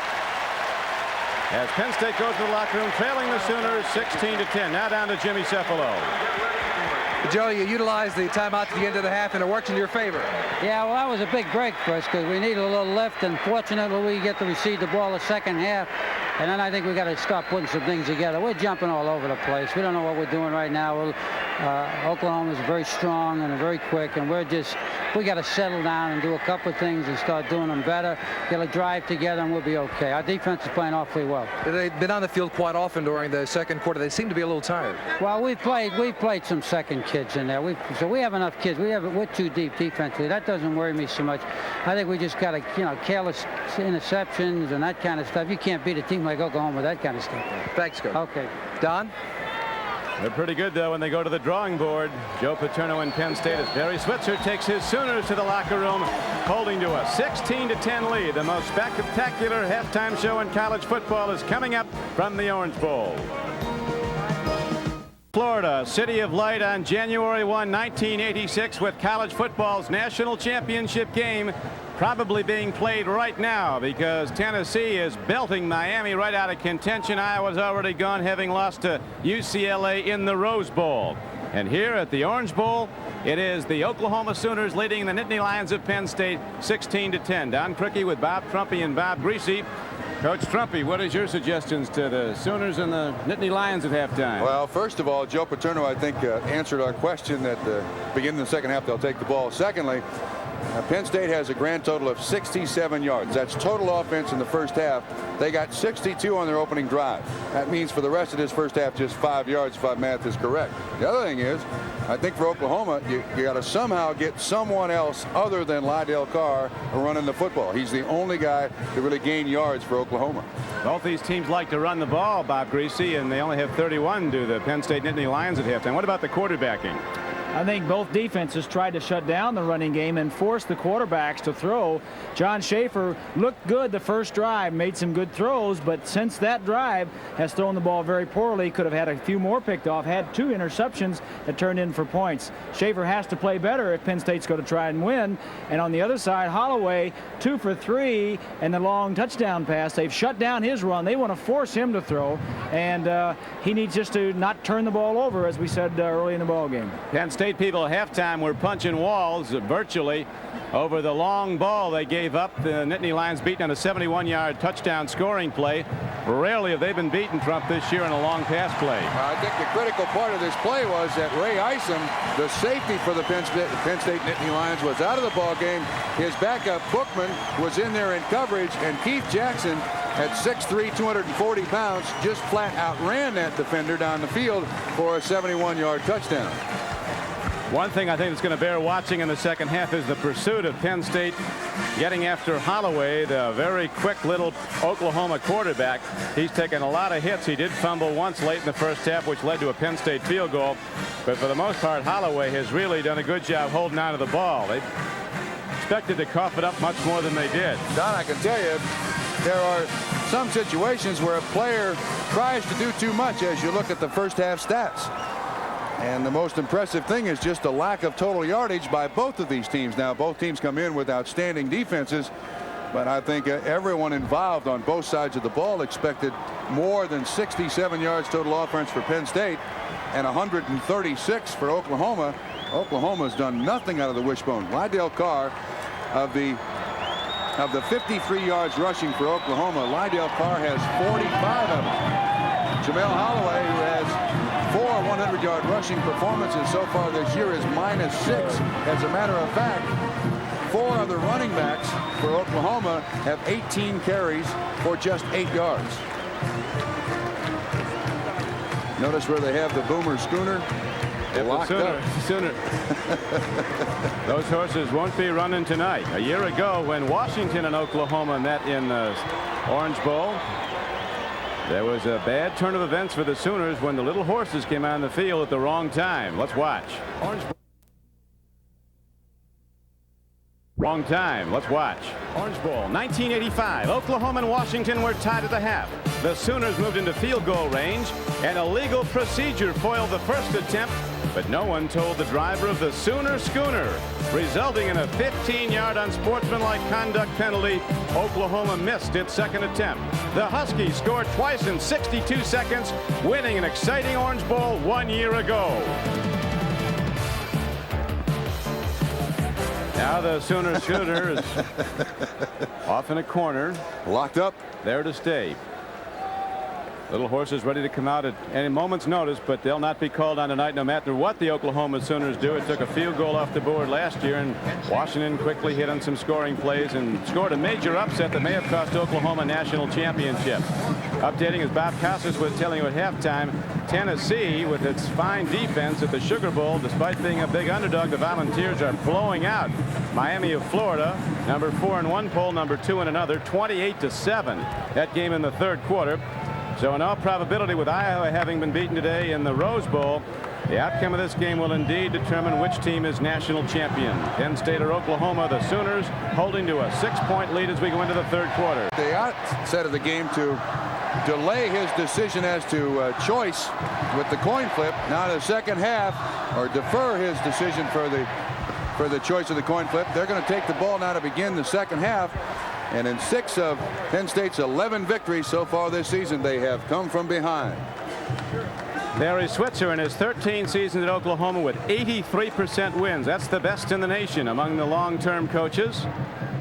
Barry Switzer, of course, taking over a program that has been a great one since the Bud Wilkinson era. As Switzer says, Wilkinson created the monster. I have to keep feeding it. He's done a pretty good job, too. Talk about that little schooner before Trump. What was it they were saying? That was unhorsemanlike conduct. Unhorsemanlike conduct last year. Now the Sooners kick off. Penn State will get the ball. Jimmy Coates at the 7-yard line.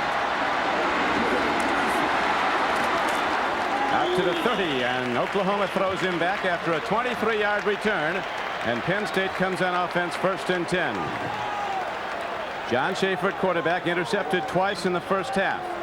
His running backs, Steve Smith and Tim Manoa, alternate at fullback. DJ Dozier, the breakaway runner, usually the I-back. David Clark will see action. Eric Hamilton and Ray Roundtree are the wide receivers. Dean DeMidio is the tight end. Dozier not having a Hall of Fame night tonight, but he can break loose at any time. 210 with breakaway speed.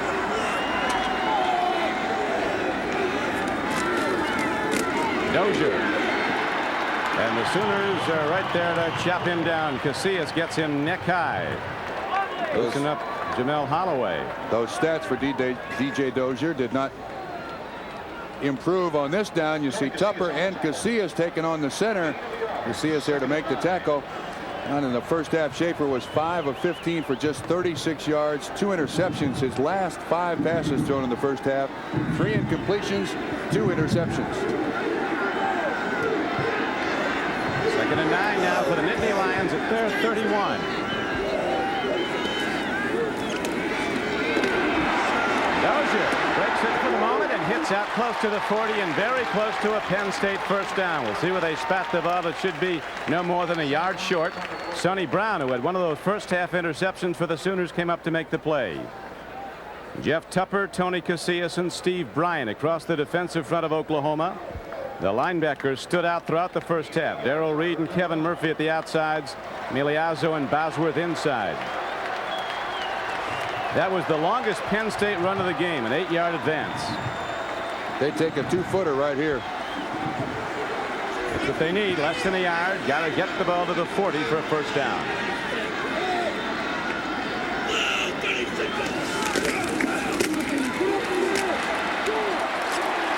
1, 2, and 3 tries by fullback Steve Smith at 235 pounds, and he finally got there when it looked like the Sooners had stopped him.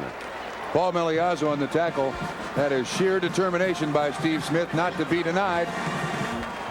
It appears it is a first down, and watch Joe Paterno. He'll take good coaching. He'll take great players, and when all else fails, a little body English. Whatever it takes, and it'll take a lot tonight. Oklahoma with the #1 defense in the country, allowing 8.5 points a game. Penn State got 7 on its opening drive, but none since. Gary is out to the 43-yard line.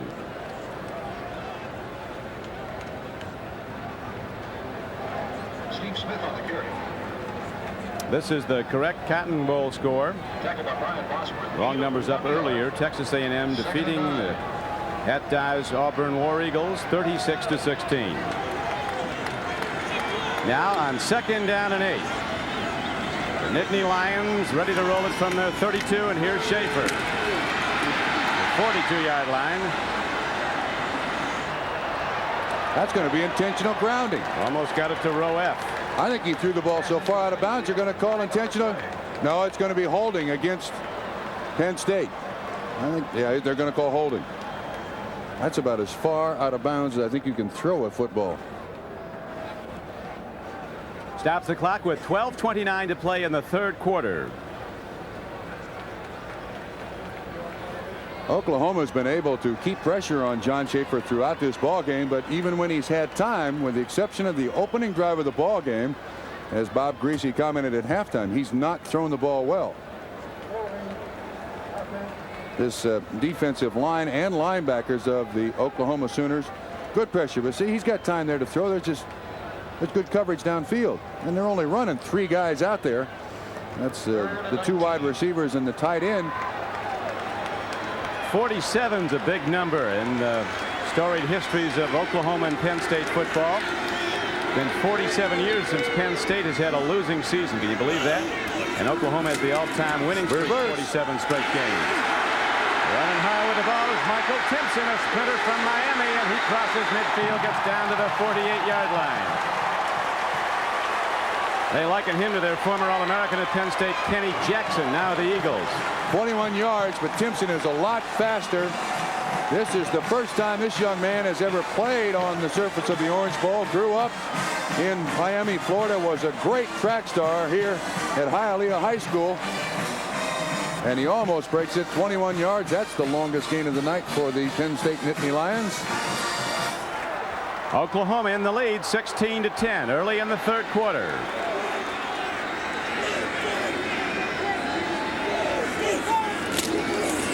Dozier. Sonny Brown coming up from the strong safety to make an excellent play. Knocked down after a gain of a couple of yards, down close to the 46-yard line. They'll spot it at the 47 of Oklahoma. Well, you talk about support.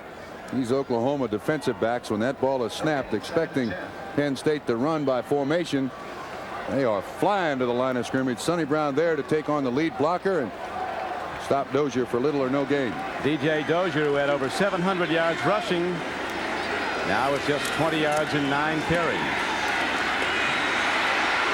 Schaefer gets time, and he dumps it off to Dozier on a 2nd and 9 play. It'll leave the Nittany Lions about 5 yards short, as again Sonny Brown is making tackles all over the field, makes another for Oklahoma. Now we got to give credit to this defensive backfield of Oklahoma. They are doing an outstanding job of rerouting the Penn State receivers, holding them up at the line of scrimmage, chucking them down the field. Schaefer's got no one to throw it to. He goes to the outlet man, DJ Dozier. 3rd and 7 where they had the ball spotted for the Nittany Lions.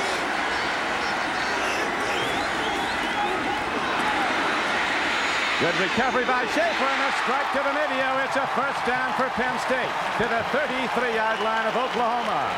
12 yards. Bob Greasy. Read by Schaefer, Don, as he throwing against a zone coverage. His tight end is right here. He's going to come and hook to the outside. Now both of these linebackers right here will drop, and he'll find the seam in between the linebackers. Tight end hooks up, and Schaefer finds the receiver. It was the best read he's had in about an hour and a half. That was a terrific play by Schaefer. You recall he stumbled after taking the snap and recovered to hit a first down throw. Dozier. Now that's Smith who gets the ball. And he is ahead close to the 31-yard line of Oklahoma. Casillas and Bryan knocked him down. When you've got the Lombardi Trophy winner playing nose tackle for you, as Oklahoma does, you don't have to worry about too much happening at the line of scrimmage. Now watch his strength. Just throws the center out of the way. Radisic there to make the tackle. Penn State loosening up in their final workout yesterday had Radisic running the wishbone offense. Yeah, well, that was a joke, and everybody knew it. But they had fun. Leading rusher for Penn State is Steve Smith with just 23 yards and 8 carries. 2nd and 9 for the Nittany Lions. Good throw. Coming out was Brian Seiberling, and he is down inside the 25-yard line. Still short of a first down, it would appear, where they spot the ball. Now it appears they're running another pass offense than they did the first half. Most of what they threw in the first half was way down the field. Now they're throwing it underneath to the tight ends. This once again is an excellent read. It's just a little drag pattern run by the tight end. He picks up almost 8 yards. And with the depth of the cornerbacks of the Oklahoma defense, I think that play is there anytime he wants it. Look how far off the cornerback is at the top of the screen. He's a good 10 yards off. This the 11th play of Penn State's drive. Schaefer takes it himself. Head down. He's ahead for a first down to the 21-yard line. So Penn State, showing a lot of looks on offense, comes right down the field at Oklahoma. Got a divot in his face mask. Boy, the wide receiver was wide open.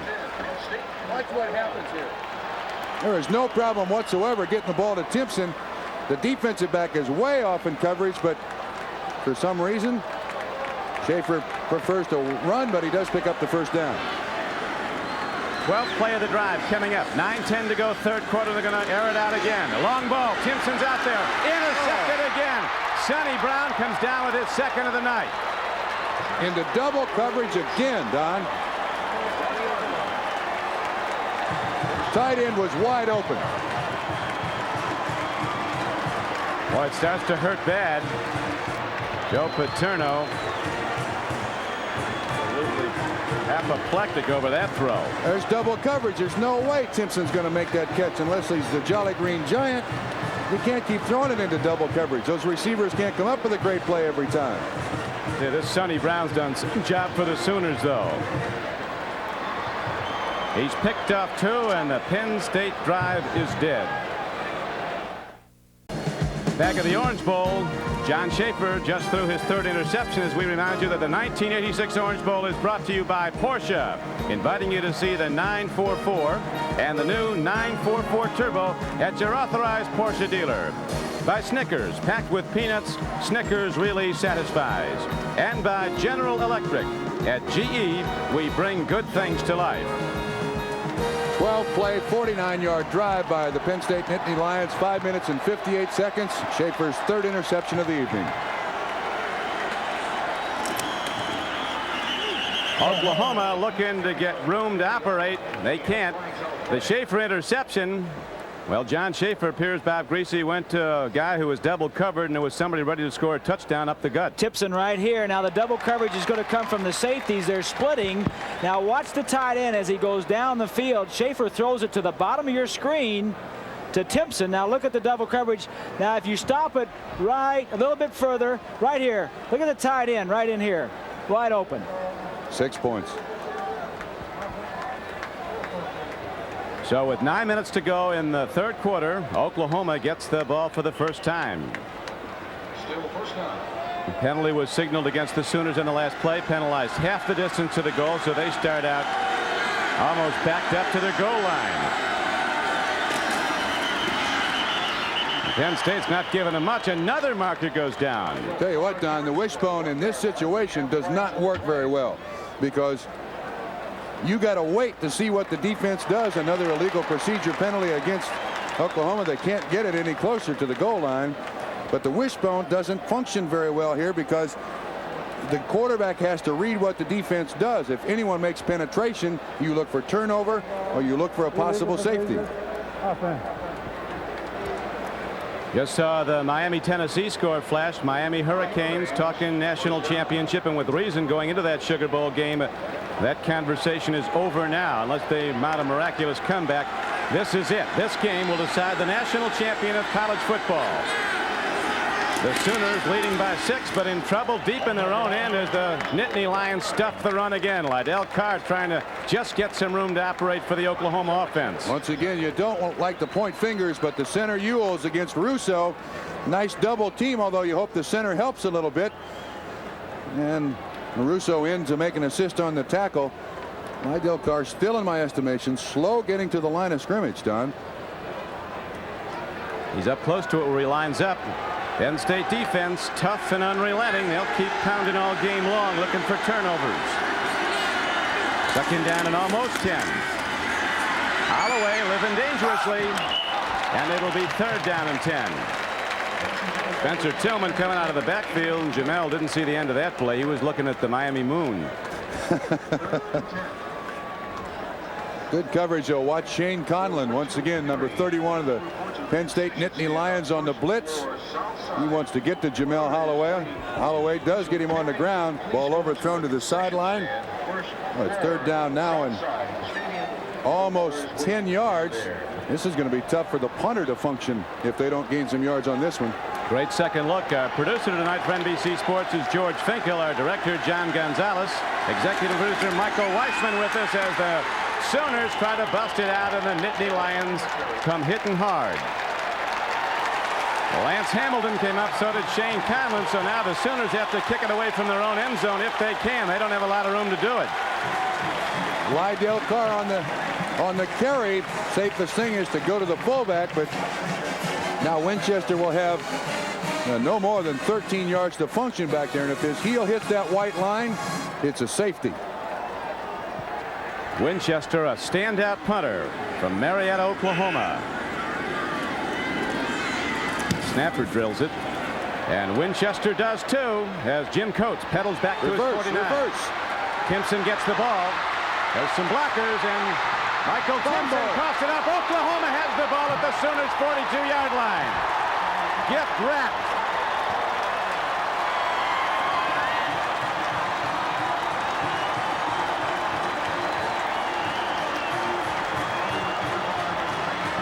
Britt comes up with the fumble recovery.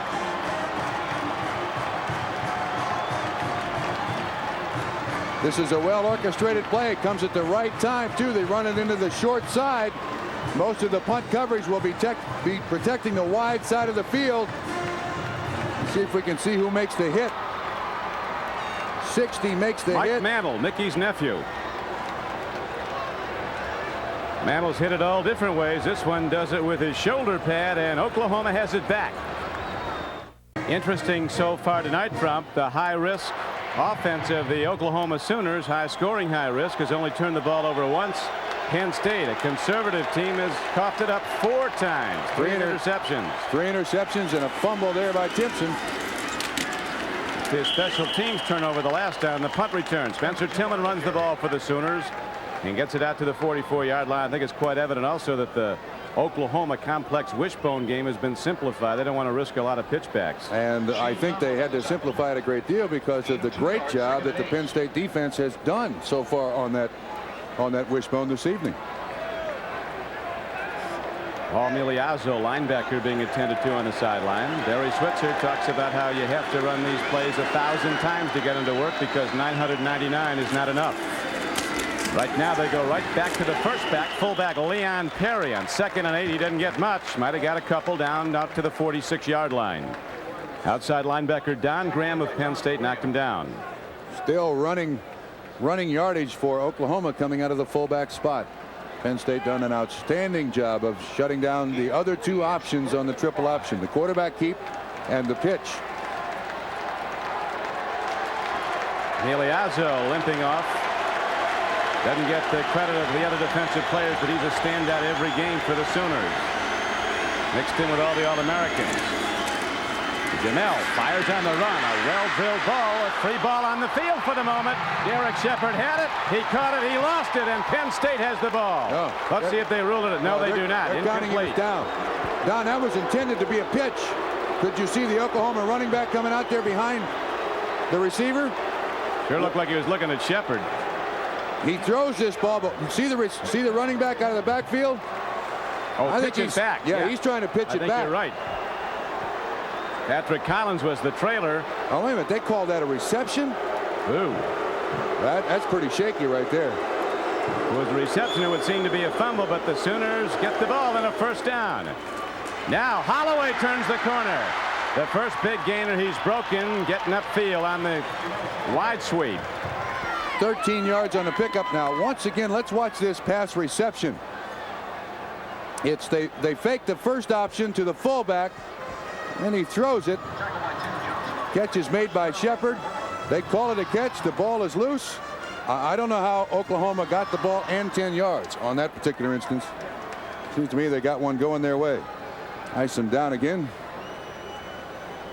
Ray Isom was troubled by a knee injury earlier. You recall not that long ago, Oklahoma was backed up to its own end and had to punt the ball, but they got it back on a fumble on the return. Let's watch this reception again. There's Shepard. That's a fumble. That's either an incomplete pass or a fumble. It's neither. First down, Oklahoma. This reception again from the reverse angle, thrown by Holloway to Derek Shepard.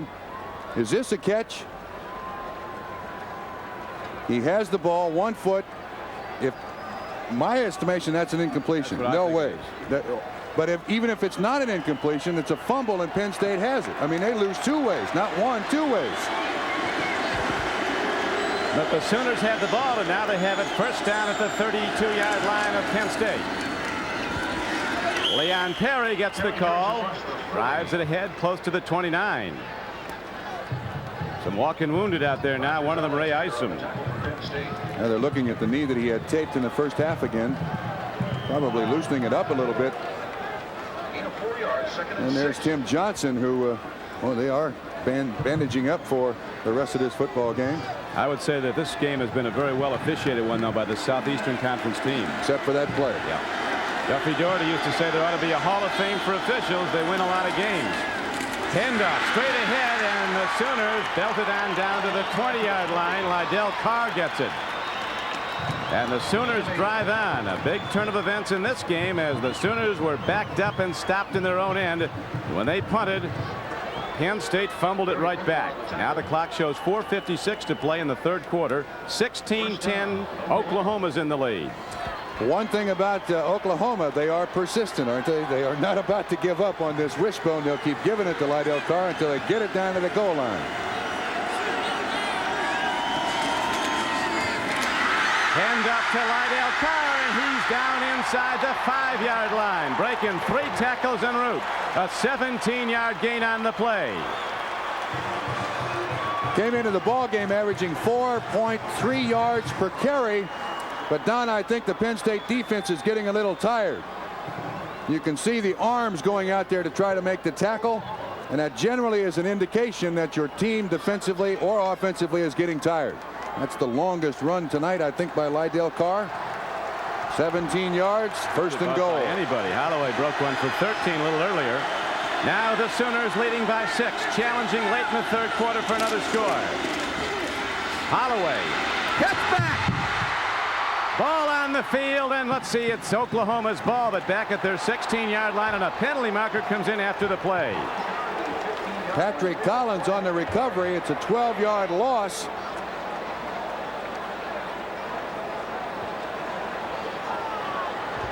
Looked like a late hit, Don. Personal foul. Joe's saying, hey, my guys are going for the football. You can't penalize them for that.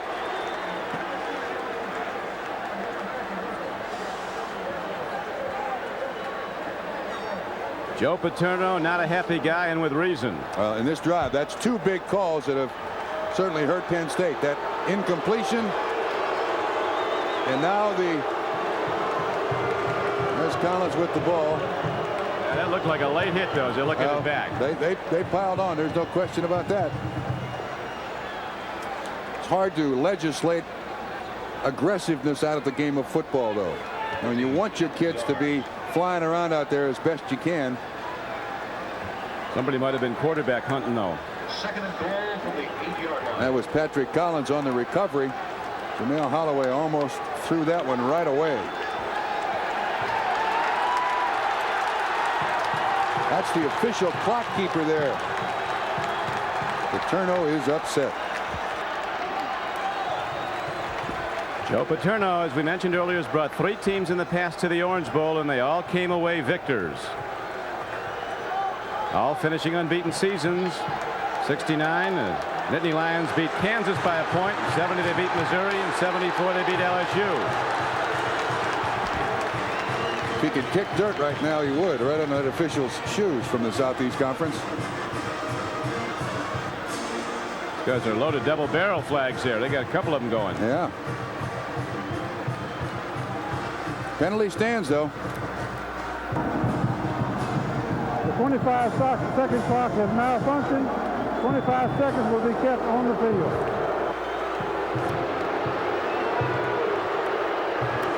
College football, as you know, 25 seconds allotted to get a ball in play, 30 in the pros. Bosworth showing off his cut. Yeah. His due. Looked like it took about 25 seconds to get that haircut, too. Just 3 over heavy, will you? Start the lawnmower. 9th play of the drive coming up. 4:02 to go in the 3rd quarter. And they're down in the Penn State end, and it's loud. He made a mistake there. Mistake. He could have just backed away. You're right. He took a timeout, didn't have to. The officials would have given him time.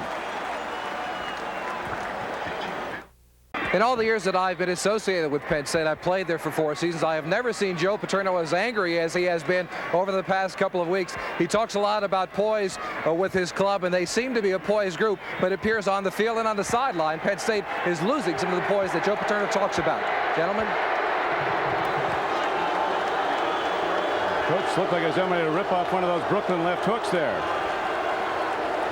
Right now, with 3:55 to play in the 3rd quarter, the Oklahoma Sooners drive on, if they can.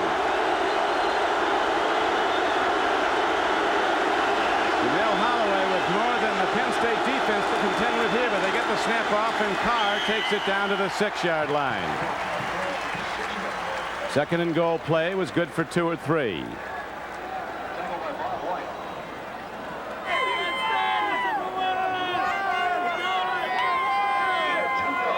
6-yard line. 15,000 people came down to back the Nittany Lions in Miami. 7B, Stadium Manager's Office. A lot of Penn Staters in the Keystone State and all the campuses around the state. There's 61,000 students at Penn State University. And both these teams stayed in the same hotel. Yeah, they're both out on the beach. Place was a zoo. Now he's doing the right thing. Goes to the official for help. Doesn't have to take a timeout. It's part of the learning process, though, of a freshman quarterback in major college football. The Oklahoma band is sitting just to the left of the Penn State band. the pride of Oklahoma, they call them, and the blue band from Penn State. Ball, nose of it close to the 6-yard line. There's the Oklahoma band. There's the Penn State band. You know, pretty soon we're going to play football here. It's going to be a heck of a game. It's going to continue. Hey, this gives me an opportunity. A lot of people around the country wonder, what in the world is a Nittany Lion? I did too. Penn State, they're Lions. But in the Happy Valley, or the Nittany Valley, underneath the Nittany Mountain, that's where the reference, the Nittany Lions. Dummy. I didn't know that. Nobody's seen one yet, except in white and blue on the football field. Here now is a throw, and it's overthrown to Jackson by Holloway. Way overthrown, and 4th down arises, and the sure-footed Tim Lasher comes out. He's 3 for 3 tonight. Holloway very upset. You got a player down on the field. Derek Shepard looks like he's out. Derek Shepard, you can see when he overthrew him, because Jackson was open and was in the end zone. Easy there, Jamel. You'll hurt yourself just being upset with yourself. Somebody delivered a knockout hit on Derek Shepard, the flanker back who was running a pattern in the end zone. He was running the slant in. Jackson runs the drag behind him. The idea is that some of the defensive backs get caught in the wash, and you have a tight end out there in the corner of the end zone wide open. He was. Holloway overthrew him badly.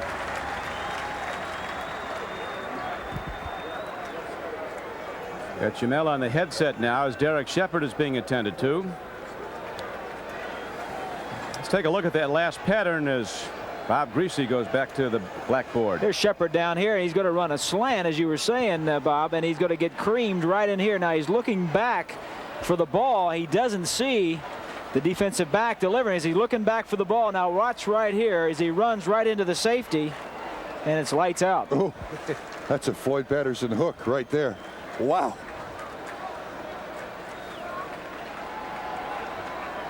Still KO'd. He appears to be out cold. No, he's not out cold. He's moving his feet. Derek Shepard, a junior flanker from Odessa, Texas. Deep threat for the Sooners. They don't go to him often, but he's got great speed to get deep. The one deep throw of the night that Oklahoma's made was the 71-yard touchdown play.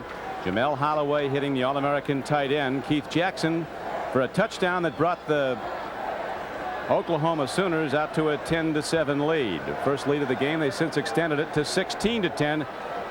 No scoring so far in the third quarter. The Sooners getting all their points in the second quarter. A quarter that over the season they've outscored their opposition 146-10 in the second quarter. How big has that turnover been by Oklahoma in this second half? They drive the ball all the way down the field. Schaefer throws an interception as they're about to score. And then they get what they want. They get a punt and a good return. Going to have good field position. Timpson fumbles, and this is the result of that drive. That happened a long time ago, didn't it?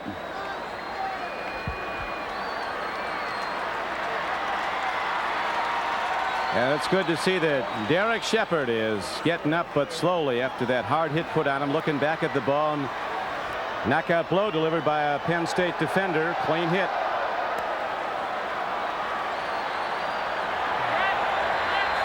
Jamel Holloway, I'll tell you something about this kid.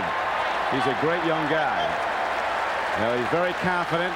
Can be misconceived as cockiness unless you meet him, but he's team player, bright as he can be, very confident.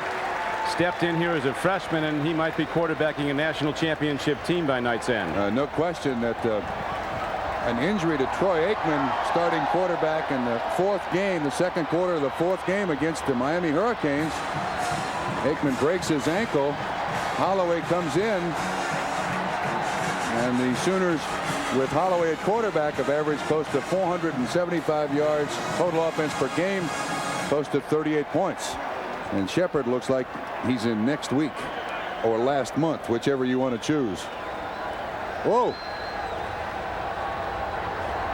You see that score, 28-7, Tennessee over Miami? I think Barry Switzer could talk to Jimmy Johnson about that. Last year, Switzer talked a lot and got beat. This year, Johnson talked a lot and he's getting beat. 22-yard attempt. Last year's hit on 3 previous field goal tries from 26, 31, and 21. All right, there again. So he has now set an Orange Bowl record with 4 field goals in this game, and it's 19-10 Oklahoma. Once again this year, it appears that the final gun of the college football season at the Orange Bowl will again decide the national championship. The Miami Hurricanes had a great year, but they appear to be gone in the Sugar Bowl, losing 28-7 to Tennessee in the fourth quarter. The outcome of this, Trump, decides it. Yeah, and last year we were down here with Oklahoma and Barry Switzer doing all the talking. This year in the Sugar Bowl, Jimmy Johnson was doing all the talking. Apparently, if you keep your mouth shut, you got a better chance to win. Well, I like Shane Conlon's approach. We're going to do our talking Wednesday night at 8. Well, they need 19 points. The Rose Bowl run a little long. They started talking at 8:45. But right now, Oklahoma has the lead, 19-10. So Penn State needs big plays with 3:09 to go in the third quarter. They won't get one on a return as the kick was deep enough to force a touchback.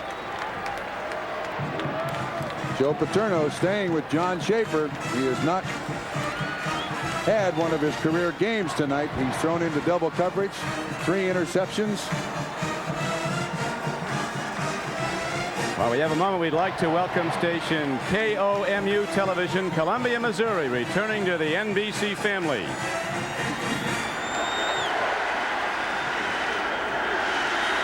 John Schaefer moved his team, you'll remember very well, the last possession in the third quarter, only to throw a goal line interception. Here now is a handoff. Manoa tries to break one. And the Sooners knock him down after a gain of just 2. Schaefer 8 of 19 to this point in the ball game, just 57 yards, and of course those 3 interceptions.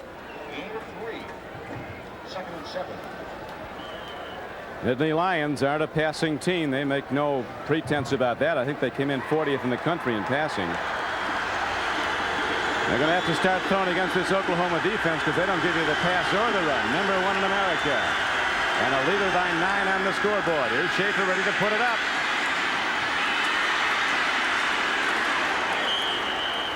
Two very tough yards on a 2nd and 7 play. With his head down, he got to the 25, running into 275-pound Jeff Tupper. He was going for the tight end. Good coverage by Oklahoma, and 35-7. Miami's going to have a hard time hitting the top 10 after tonight. Whoa. Tennessee with a great defense all season long. This will be biggest win the Volunteers have had in a long time, and it certainly affects the outcome of the national championship, which Oklahoma at the moment is leading the race for. The 9-point lead here over top-ranked Penn State. Here's a throw and a catch. That ball was caught at the 37-yard line. Eric Hamilton coming back at it. First down, Penn State. Let's go down to the sideline. Jimmy. Don, Derek Shepard has got his bell rung a little bit, but he's arguing with the trainers. The trainers want him to sit down for a few minutes, but he wants to play in this football game very badly. They just want to wait a couple of minutes to see if he's able to go back in the game, but he has been arguing vehemently that he is able to go in right now. He wants to play. He really wants to play in this Texas game. We got a big discussion on the field here as to whether or not that was a catch. That ball bounced away from the wide receiver. Tony Rayburn was the guy right there in coverage. There's a 13-yard pickup if they count it as a reception. Watch what happens. Got to go down and get it. That's an excellent catch. No question about that. He has to go down on the ground, and then I think once he hits the ground, the ball finally rolls away. Third catch of the night, 39 yards. Let's see a little more of that for Penn State. All 3 for 13 yards of Hamilton's receptions. Dozier breaks it for the moment, then is shut down. He did get ahead for about 4 yards out to the Penn State 42-yard line as the third quarter's winding down to 1:18 to play. A most surprising score at the Sugar Bowl in New Orleans, where Tennessee is blowing out the favored Miami Hurricanes 35-7. And this is a very important drive for Penn State just to give their defense a rest. In the third quarter, the Penn State defense has been on the field an unbelievable amount of time. Penn State needs to hit a big one, though, and Oklahoma's #1 defense doesn't give them up. Manoa runs, and Casillas sheds the block and makes a head-on hit. 8 of 3. The Big 8 Defensive Player of the Year again. Tony Casillas, the Lombardi Award winner. Every All-America team and projected to be maybe one of the top 3 people picked in the NFL draft. And play nose tackle, a position that he was changed to 2 years ago by the defensive coaches of the Oklahoma Sooners, and it was a good marriage. He likes it, plays it well. Speaking of his own marriage, his wife Lisa is a standout student in her 2nd year at the University of Oklahoma Medical School. Pitch back.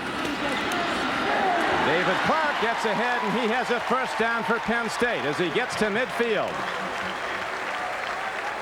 6-yard per carry runner in the regular season. This young man has the highest yards per carry average of any Penn State running back, 5.9. Watch Bosworth. Excellent job by the offensive lineman. Got Radisic just keeping Bosworth away from the tackle, and that's exactly what you want your center to do. He's uncovered in some defenses. Get to that attack linebacker and keep him off the tackle. That's going to do it for 3 quarters of play at the 1986 Orange Bowl. The score is Penn State trailing the Oklahoma Sooners 19-10. We'll be right back after these messages from your local station.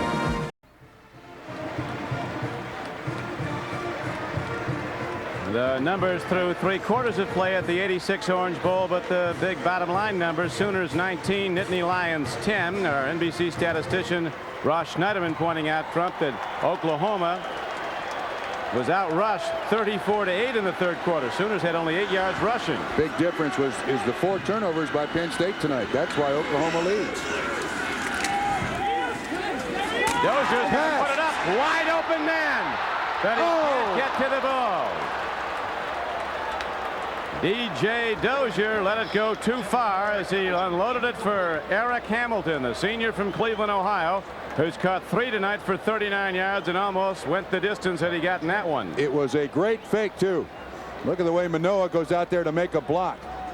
Sold well, thrown well, but that's the toughest. I think Bob Greasy would agree. That's the toughest pass for any quarterback to throw. A receiver going straight away from you. You got to get some air underneath the ball, let the receiver run under it. He didn't really do that well. That was a touchdown. Starting linebacker Paul Miliazzo of the Sooners won't be back tonight. He's in street clothes on the sideline as Dozier breaks one on 2nd down and 10 close to the 45-yard line of Oklahoma.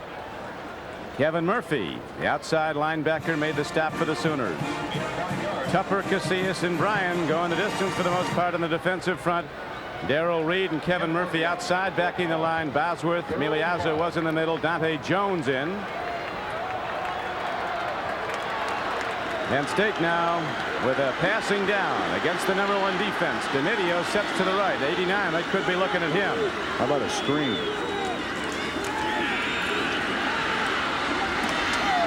Tip ball. Another fine play by the secondary. That was Tony Rayburn who tipped it away from Eric Hamilton.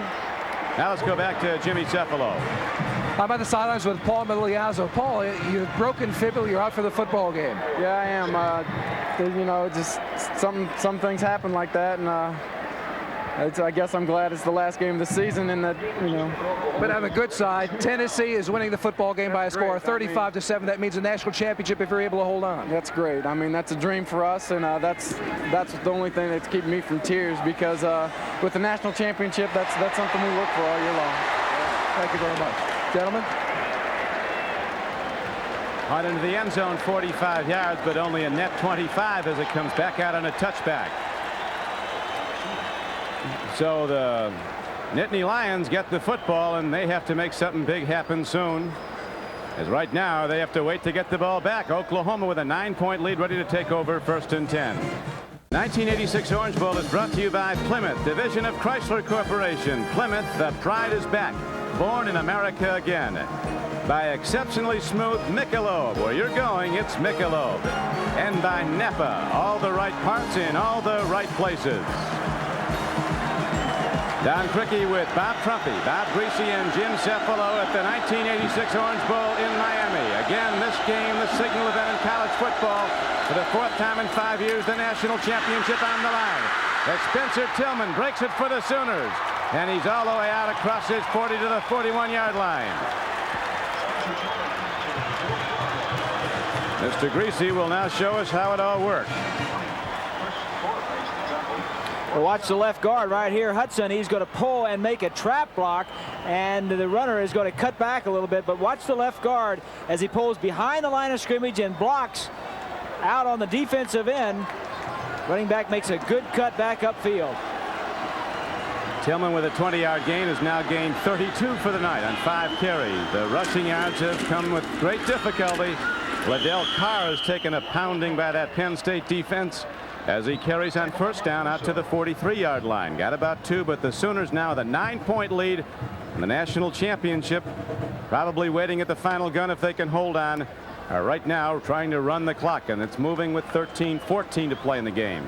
On in 7 games this year for the Penn State Nittany Lions, they have scored game-winning points after turnovers.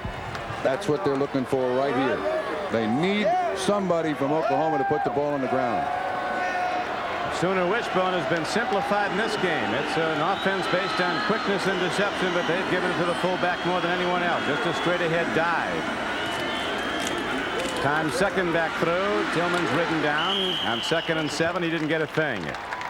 Pete Kirkendall came up to get him, a sophomore from Elmira, New York, who was maybe the best high school lineman in America the year he came out of high school. Yeah, Don, the intensity level of both of these teams has remained at a very high level throughout this football game. I can't remember a game when both teams working as hard as they have worked and at times gotten very little to show for it.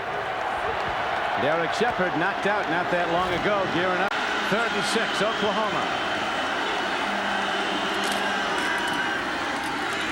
Kept for Collins. First down and plenty more as he breaks it inside the Penn State 40.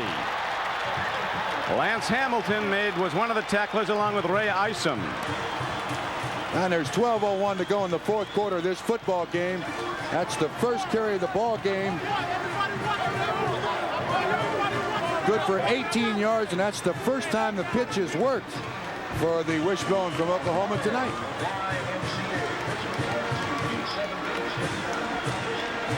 The Oklahoma Sooners, a storied football tradition. They won back-to-back national championships in the 50s. They did it again in 74 and 75. Looking for their first national title in 10 years. Final numbers are up at the Sugar Bowl in New Orleans. Heavily favored Miami, talking national championship going in, was blown away by underdog Tennessee 35-7. So the winner of this game will be the national championship of the college game for the 85 season. Illegal procedure against Oklahoma will make it 1st and 15. The Sooners with the full package, the flash and the speed on offense, the #1 defense in the country on the other side of the ball, and they're out.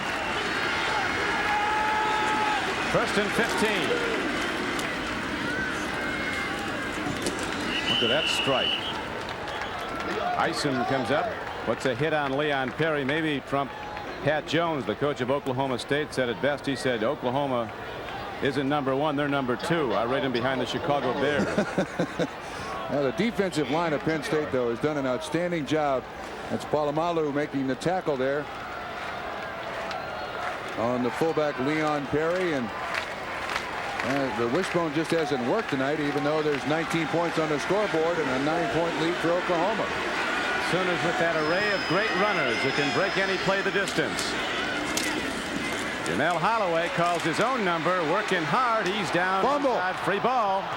Penn State doesn't have it, and so does the referee. So with 11:05 to play in the game, Penn State trailing 19-10 gets the ball. Don Holloway came in for Oklahoma, being their leading ball carrier, but he really, when he runs the ball, doesn't protect it very well. You got to tuck that thing away. He runs the second option, that is the quarterback keep, turns upfield, makes a nice move. Now he's got it kind of loose there. There are a host of people making the tackle, making the hit. Otko, I think, is the one who finally knocks it loose. Second turnover of the night for Oklahoma. 6 total for both teams. Penn State now back in business. Penn State has to get it in the end zone. 11:05 to play, trailing by 9. Smith, the fullback's not going to get far. In fact, nowhere at all. He got to the line of scrimmage, the 35. It'll be 2nd down and 10. Ryan Bosworth, the All-American linebacker, the eye of the storm on defense, they call him, made the stop. Watch the way he attacks that line of scrimmage. Recognition, avoids the block by DeMedio, is right there to make a good tackle. I tell you, this guy looks like Jack Lambert playing there. He's a tall, thin guy. Even though it looks like he weighs like 235 pounds, he only weighs about 225. And man, he can give you a header. 2nd and 10 as Schaefer rolls. Lots of pursuit. And lots of hitting from the Sooners. Dante Jones, number 50, got him. High fives all around, and with good reason. Kevin Murphy was also on the play. Dante Jones, watch Bosworth this time. On the blitz, takes on the offensive line. He's got great speed. He's there to... He comes from a long way away, but he's a factor. They just announced the score in the Orange Bowl, and all those people from Dade County went, oh.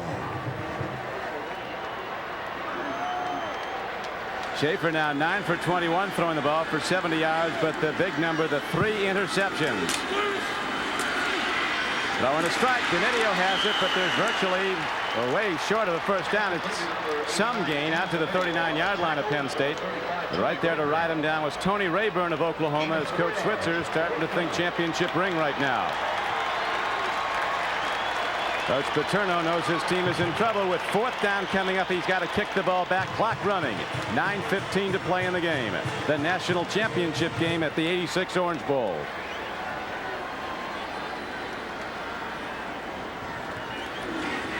John Bruno's booms some beauties and hits another for Penn State. Ricky Dixon will run it back. Not far. Ricky Dixon returns to the 20-yard line. 45-yard punt and a 4-yard return as Coach Barry Switzer in his 13th year. Number 13 could be the lucky one. Is back in New York. In the Sugar Bowl, Miami had a brief 7-0 lead over Tennessee. The Volunteers come on to win it 35-7. In the process, they sacked Vinny Testaverde 7 times and intercepted 3 of his passes. Jeff Powell of the Volunteers ran for better than 100 yards, including a 60-yard touchdown. Now it's very clear the Oklahoma-Penn State game is for the national championship, so let's go back to the Orange Bowl. Thank you, Bob. We have 8:55 to go here at the Orange Bowl. Oklahoma that far away from the national title to be the 3rd under Barry Switzer as head coach. Handoff goes to Stafford, the freshman runner, a spectacular athlete out of St. Louis as a backup pitcher warming up now. I think it'd be a good idea, Don. Schaefer's been in there the whole ball game, has thrown some poor passes, 3 interceptions, and some of the other ones could have been. Why not go with another guy? Maybe come in and fire something up. I don't think it's too late. We got 8 minutes and 30 seconds. They're going to get the ball at least 2 more times. It's up to the defense now to stop Oklahoma. Let's see what the defense can do on 2nd down and 8 coming up. Oklahoma leading 19-10. A very quick handoff that time by Jamel Holloway. Defense was looking for him, but he gave it off to Perry, and Leon busted ahead for a gain to about the 27-yard line. It'll be 3rd down and 5. You know, his 54-game streak is in jeopardy here. In games that he started since the 7th grade, never lost. First he started against Oklahoma, though. Could be 0-1 against the Sooners. That's true. There are a lot of people 0-1 against the Sooners.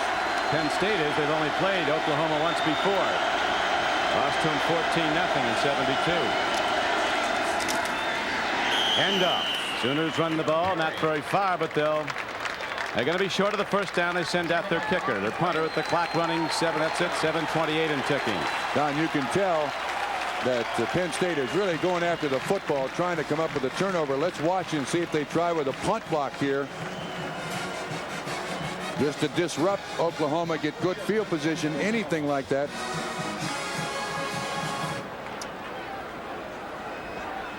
Winchester has been really booming the ball. Sooners have a tremendous kicking game. Field goal kicker's been perfect on 4 tries. Fumble by Coates. Did he get it? He did at the 41-yard line. So now the Nittany Lions, trailing 19-10, go with the backup thrower Matt Kisner, who's only put the ball up 19 times this season, has completed 10. The tournament continues at NBC Sports this weekend on Saturday. Bob Trumpy and I'll be here at the Orange Bowl as the Browns go against the Dolphins. Then on Sunday, the Raiders are at home to play the surprising New England Patriots. Right now at the Orange Bowl, 6:56 to play in the game. Penn State has a new quarterback, Matt Kisner, a junior from Youngwood, Pennsylvania, 6'2", 190-pounder. He's thrown for 1 touchdown and 1 interception this year. He's going to be throwing now. He's had some experience this season in the first play of the Alabama game in relief of injured John Schaefer. He threw an 11-yard touchdown pass to Brian Silverling for the Lions' only touchdown in the game. So Penn State hopes this guy comes in hot.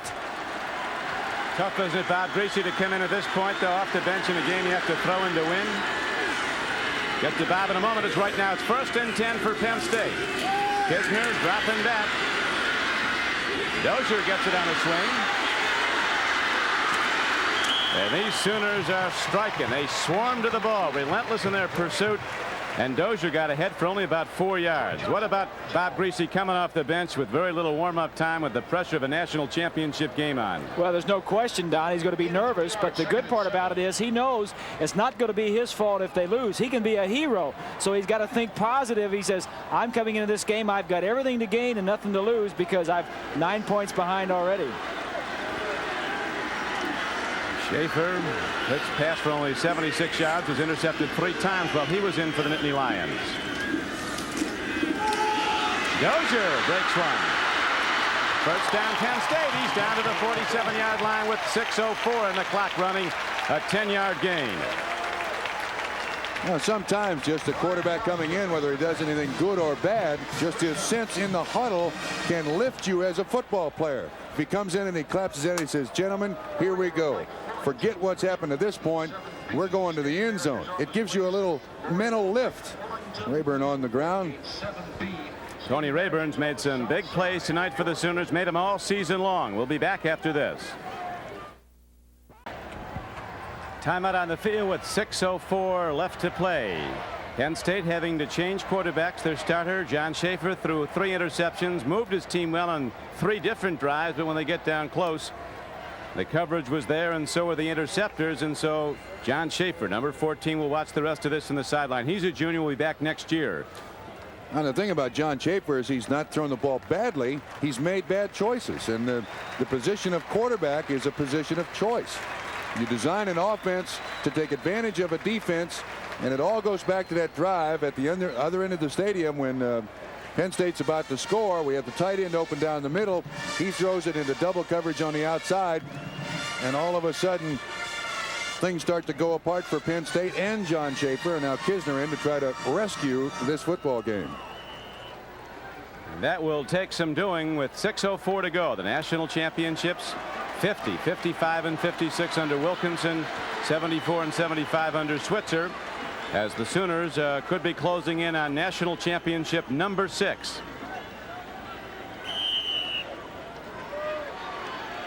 And many of their top people are back. Most of them. Same is true for Penn State.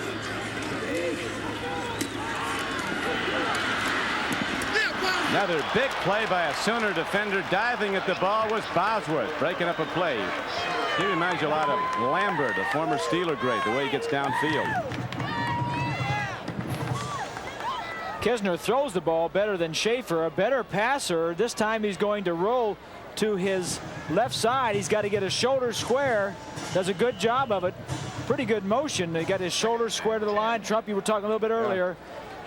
Just doesn't get the ball out far enough in front of the receiver, and Bosworth knocks it away. That's his first pass downfield, though. You would expect him to be a little off target, right? Smart play, starting with an easy pass earlier, a screen pass. Yes.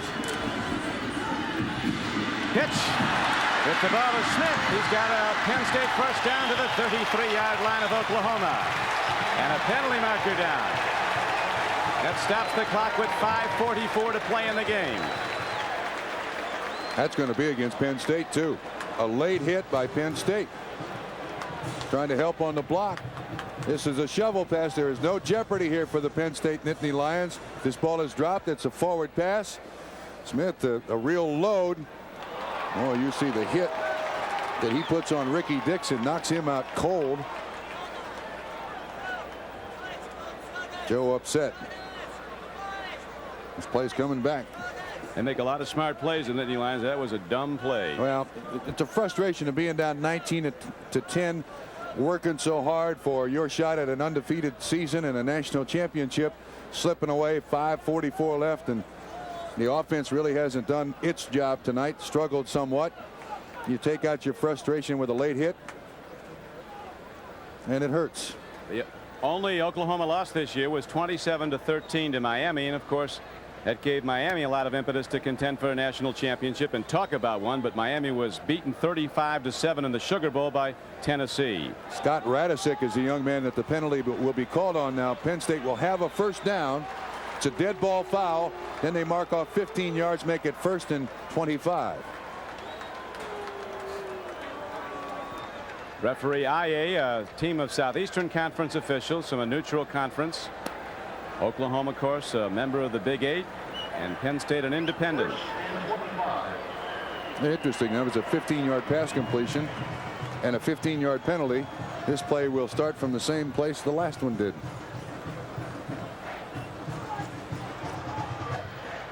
So with backup quarterback Matt Kisner in the game for the Nittany Lions, they now start out in a jam, down by 9 in the 4th quarter, 5:25 to play. He's going to throw now on 1st and 25. Whoa. Cyberling has it. He's inside the 30 to the 29. Got back about 16 yards, 18 yards where they spot the ball. He fired that one. That was good fundamentals by a quarterback. Excellent. Set up well. Looked a linebacker off. Threw it to Seiberling, the tight end, wide open. That's nice.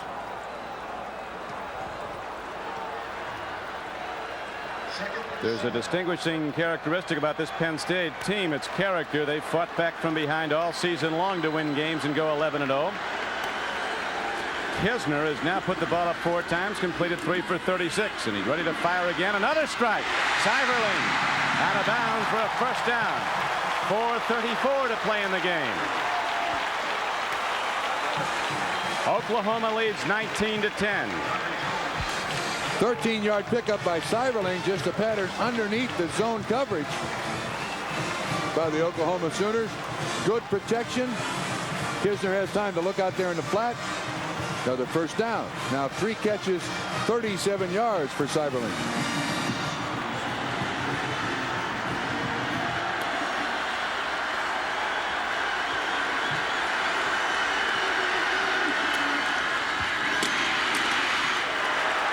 Clark is hit hard by Donnie Jones, linebacker shooting the gap for the Sooners, and the knockdown's made at the 17-yard line.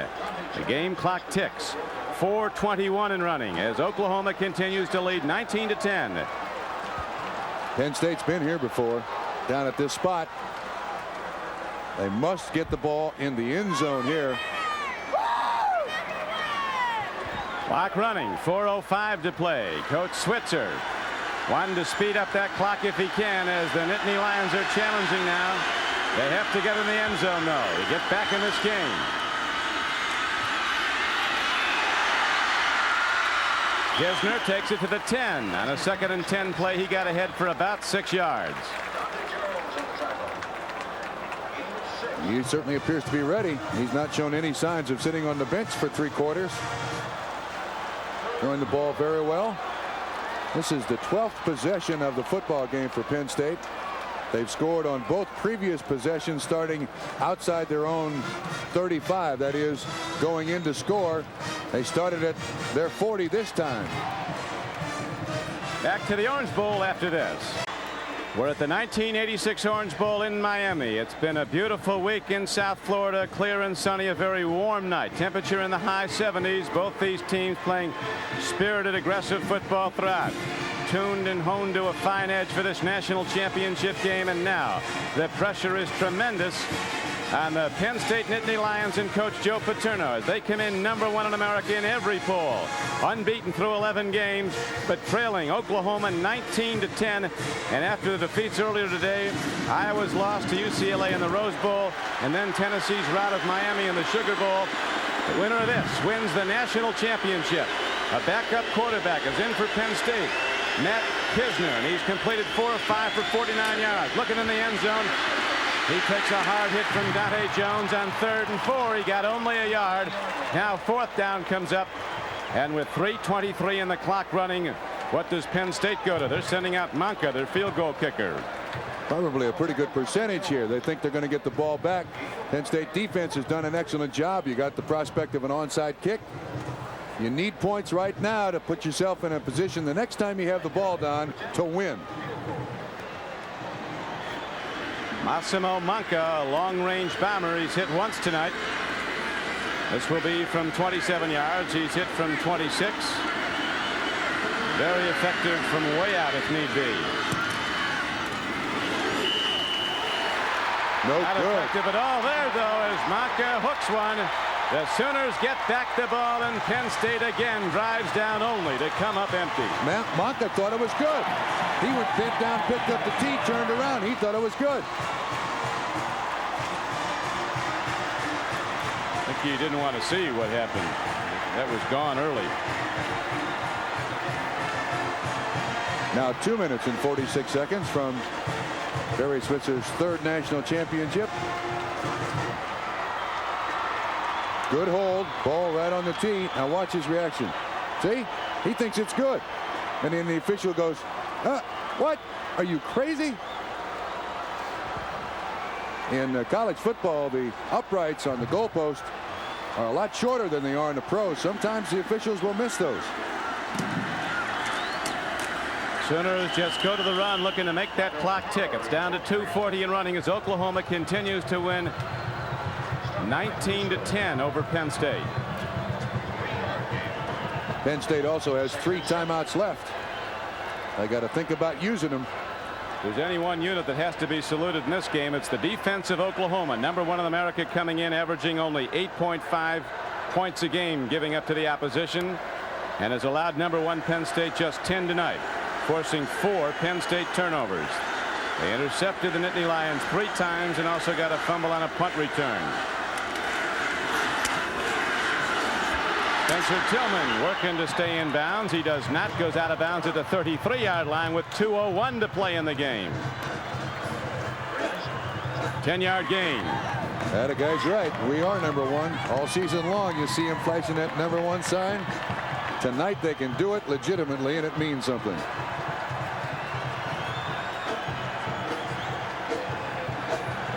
Penn State gave it the full shot. As Paterno said before the game, Trump, he's never had a more dedicated team. He's never had a team work as hard for one game as the Nittany Lions have for this matchup, this showdown of heavyweights. But in the end, with great defense, Oklahoma appears ready to prevail and win the national title. Ahead on give, and Lydell Carr gets out to the 38-yard line. A gain of 4. All Switzer wants to see is that clock tick. Ready to come out there and belt somebody, a former Arkansas Hog He's excited, linebacker. isn't he? Yeah. We'll come back with the conclusion of the Orange Bowl right after this. Due to the length of tonight's game, the Tonight Show starring Johnny Carson will not be seen. Stay tuned for local news, followed by Late Night with David Letterman on NBC. 1:52 to go in the Orange Bowl. Oklahoma that far away from the national championship. Back to the run go the Sooners, and they break a big one. Off and running is Lydell Carr, and he is going to go the distance. Lydell Carr's in standing up, and the national championship with certainty now belongs to Coach Switzer and his Sooners. 1:42 to play, and they own it. 61-yard touchdown run by Lydell Carr. His 19th carry of the ball game. Joe Paterno said we want to at least try to cut down on the big plays that Oklahoma comes up with. The 71-yard touchdown reception by Keith Jackson, 61 yards by Lydell Carr. And the Sooners are national champions. You think he's the MVP? Lydell Carr, 19 carries, 148 yards. I think he gave out 11 game balls to the Oklahoma defense. He did a great job, there's no question. Defense won this football game, though. Lasher spins one up. Boy, that's no good. Could care less. 1:42 to play with a 25-10 lead for the Sooners. Somewhat fitting that Lydell Carr, as heavily as he's been worked tonight, comes up with the longest run of the evening. Penn State trying on the blitz, and look at the speed of this kid. He's not a little guy either. He's 6'2", over 200 yards. And the Oklahoma Sooners, when he breaks through the line of scrimmage, look, go, go, go. Youthful exuberance. Yeah, you could, Coach Switzer, a very accommodating guy with a huge battery of press attending every practice, but you could see him tighten up as the week wore on. They're very vivid, and he's constantly reminded of the failure here last year of the Sooners, who came in with a chance to win the national championship and were upset by one of the best coached teams I've ever seen, the Washington Huskies. And this year, Oklahoma came back to win the national title, and they did. Been a great year for Penn State, ending on a disappointing note. Joe Paterno with another standout team, #1 in all the polls coming in, but a decided underdog in the opinion of the odds makers, and in the end it proved to be the Sooners a decided victors. They now lead 25-10 with 1:42 to play. If there is a positive aspect for Penn State, only 6 seniors graduate. They'll be someplace playing New Year's Day again next year. It hurts with all that work and all that effort, while on the other side the jubilation of Oklahoma is something to behold. Players jumping up and down as Penn State runs it back, reverse with the ball. Ray Roundtree, but there's a Sooner right there to get him. And a penalty marker down with 1:35 left to play. The executive producer of NBC Sports is Michael Weissman. The coordinating producer of NBC football is Ted Nathanson. The telecast of tonight's game has been produced by George Finkel, directed by John Gonzalez, halftime produced by Antoinette Macchiaverna, technical director Lenny Stucker. Thanks to NBC statistician Ross Schneiderman, and to our spotters, John Crowers from Penn State and Pat Hanlon from Oklahoma. In the second half tonight, Penn State had their chances. They had possessions of 5 minutes and 58 seconds, 4 minutes and 10 seconds, 4 minutes and 9 seconds. Didn't score on any one of the three. Nope. And after the game, we'll be talking with Coach Barry Switzer as his team about to be crowned national champions for a third time under his reign, a sixth time in the storied history of Oklahoma football. Will the Sooners win the national title? 1:35 to go. Penn State almost out of time and out of luck as Kisner dumps one off. Manoa takes a stick, and the game clock continues to tick down to 1:25 and running. Don Bosworth not taking himself out of this football game. He wants to be there for the last glorious second of his first national championship. 44 made the tackle on that play. The guys getting their stuff together. It'd be a pretty good party going a little later. This is fun to watch. You hate to see Joe Paterno and a man of such great congeniality and yet aptitude for the game of football, and he's coached a lot of time, and you put up with crazy haircuts and irresponsible kids and try to make them national champions. You don't get too many irresponsible kids at Penn State. They're gone under his regime. Paterno has a favorite quote, Trump, Robert Browning, that a man's reach should always exceed his grasp. And last year this team was 6-5, blown out at the close of the season by Notre Dame and Pittsburgh. From the ashes, they rose up to have a #1 ranked team, but not a national championship, as the Sooners, with high power offense and the best defense in the land, ready to close in and make it official. 50 seconds to go. Penn State calls a timeout. Paterno, called by a lot of people just a wise uncle. And there are several people on this Penn State football team. One of them is Shane Conlon, who was a big part of the team's success this season, who has another year of eligibility left. He could turn pro this year if he wants. Someone asked him whether he would or not. He said, it's up to Joe Paterno. I'm going to talk to him and do what he says. That's what kind of confidence these kids have in Mr. Paterno.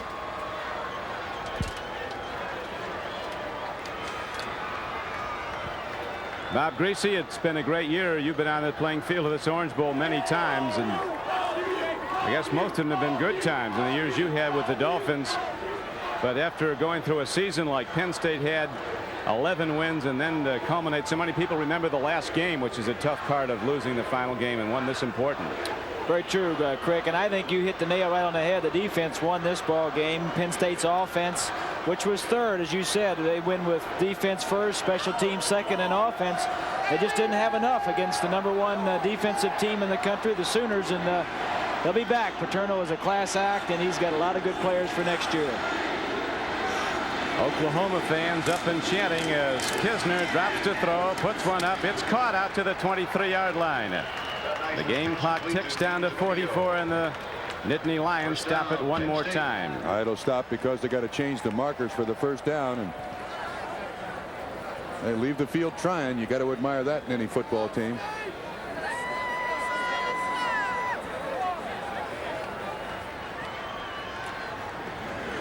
Another throw, another catch.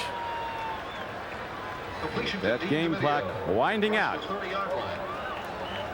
Dean DeMedio catching the last one. We'd like to give special thanks to Athletic Director Wade Walker of Oklahoma and Sports Information Director Mike Treps, and also to Athletic Director Jim Tarman of Penn State University and Dave Baker, the Sports Information Director. Again, the final gun of the final college game of the season decides the national championship. The Oklahoma Sooners, perhaps one of the most talented college teams ever, comes through after failing in the Orange Bowl a year ago. Orange Bowl week in Miami, a civic celebration, one that may be unparalleled anywhere in America, culminating again tonight with a game for the national title. Special thanks go to the president of the Orange Bowl committee, Jack Hale, President-elect Stan Marks, Vice Presidents Larry Adams and James Barker, Secretary Treasurer Lewis Hall, and also to the members of the Orange Bowl committee, Nick Crane, the head of the selection committee. He didn't do bad, 1 and 2. Steve Hudson, Steve Lynch, and all the people that make this a great and happy civic event. Not a happy ending for Penn State, but it was a great season for Joe Paterno and the Nittany Lions, albeit a losing one in the final game. And I don't think there's anything wrong with being 11-1 and fighting as long and hard as they did to beat a superior team, I believe, in Oklahoma. And the turnovers just killed them.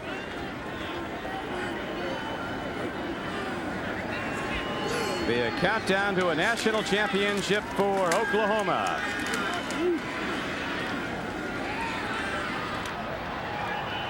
Coming down with the ball is Darryl Giles. Now it's down to 18 and running. Yard markers are moved. Clock is stopped momentarily. Don, you realize that with Oklahoma's victory tonight, the only Big 8 team in bowl competition this year to win. Colorado lost, Nebraska lost, and Oklahoma State lost. Only fitting that another big play by the defense. Liddell Glenn, a junior cornerback, runs it back, and he almost took it the distance as he's down with 3 seconds to play. And the final numbers are up. 4 seconds to go. Clock stop.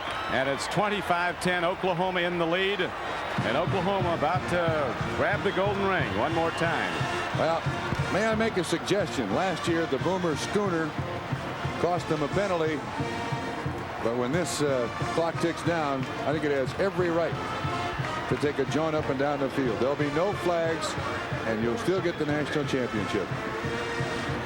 I think those ponies are ready to run. Yes, they are. Gun sounds. Well primed, rested. In that corner all night. They're waiting. With their driver and their shoveler. Important part of the entourage. Steve Bryan, you're right. You are number one. Nice, right. 4 seconds left. This will do it. The capper on a national championship season for the Sooners of Oklahoma. Oklahoma 25, Penn State 10, and Coach Switzer goes out a victor and a national championship coach. You see what he said? You can read his lips. Way to go defense. Way to go defense. So how do you vote an MVP for the entire defensive performance against Penn State tonight?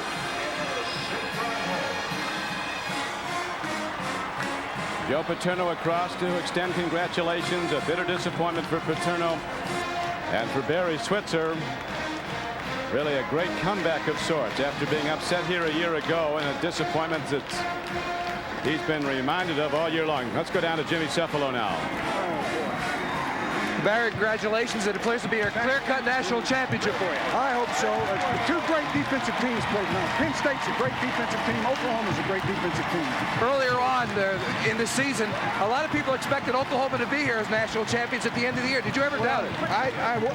Yeah, when our quarterback got hurt, but yet our guy did a super job. It was a great team effort. Penn State's a great team, and we're fortunate tonight. It was our night. It was our night.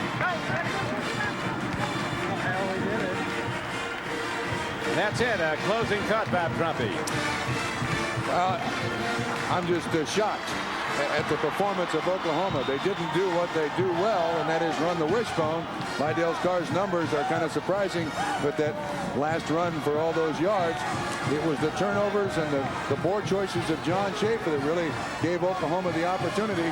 And it's fun to see a team that's worked so hard win the national championship.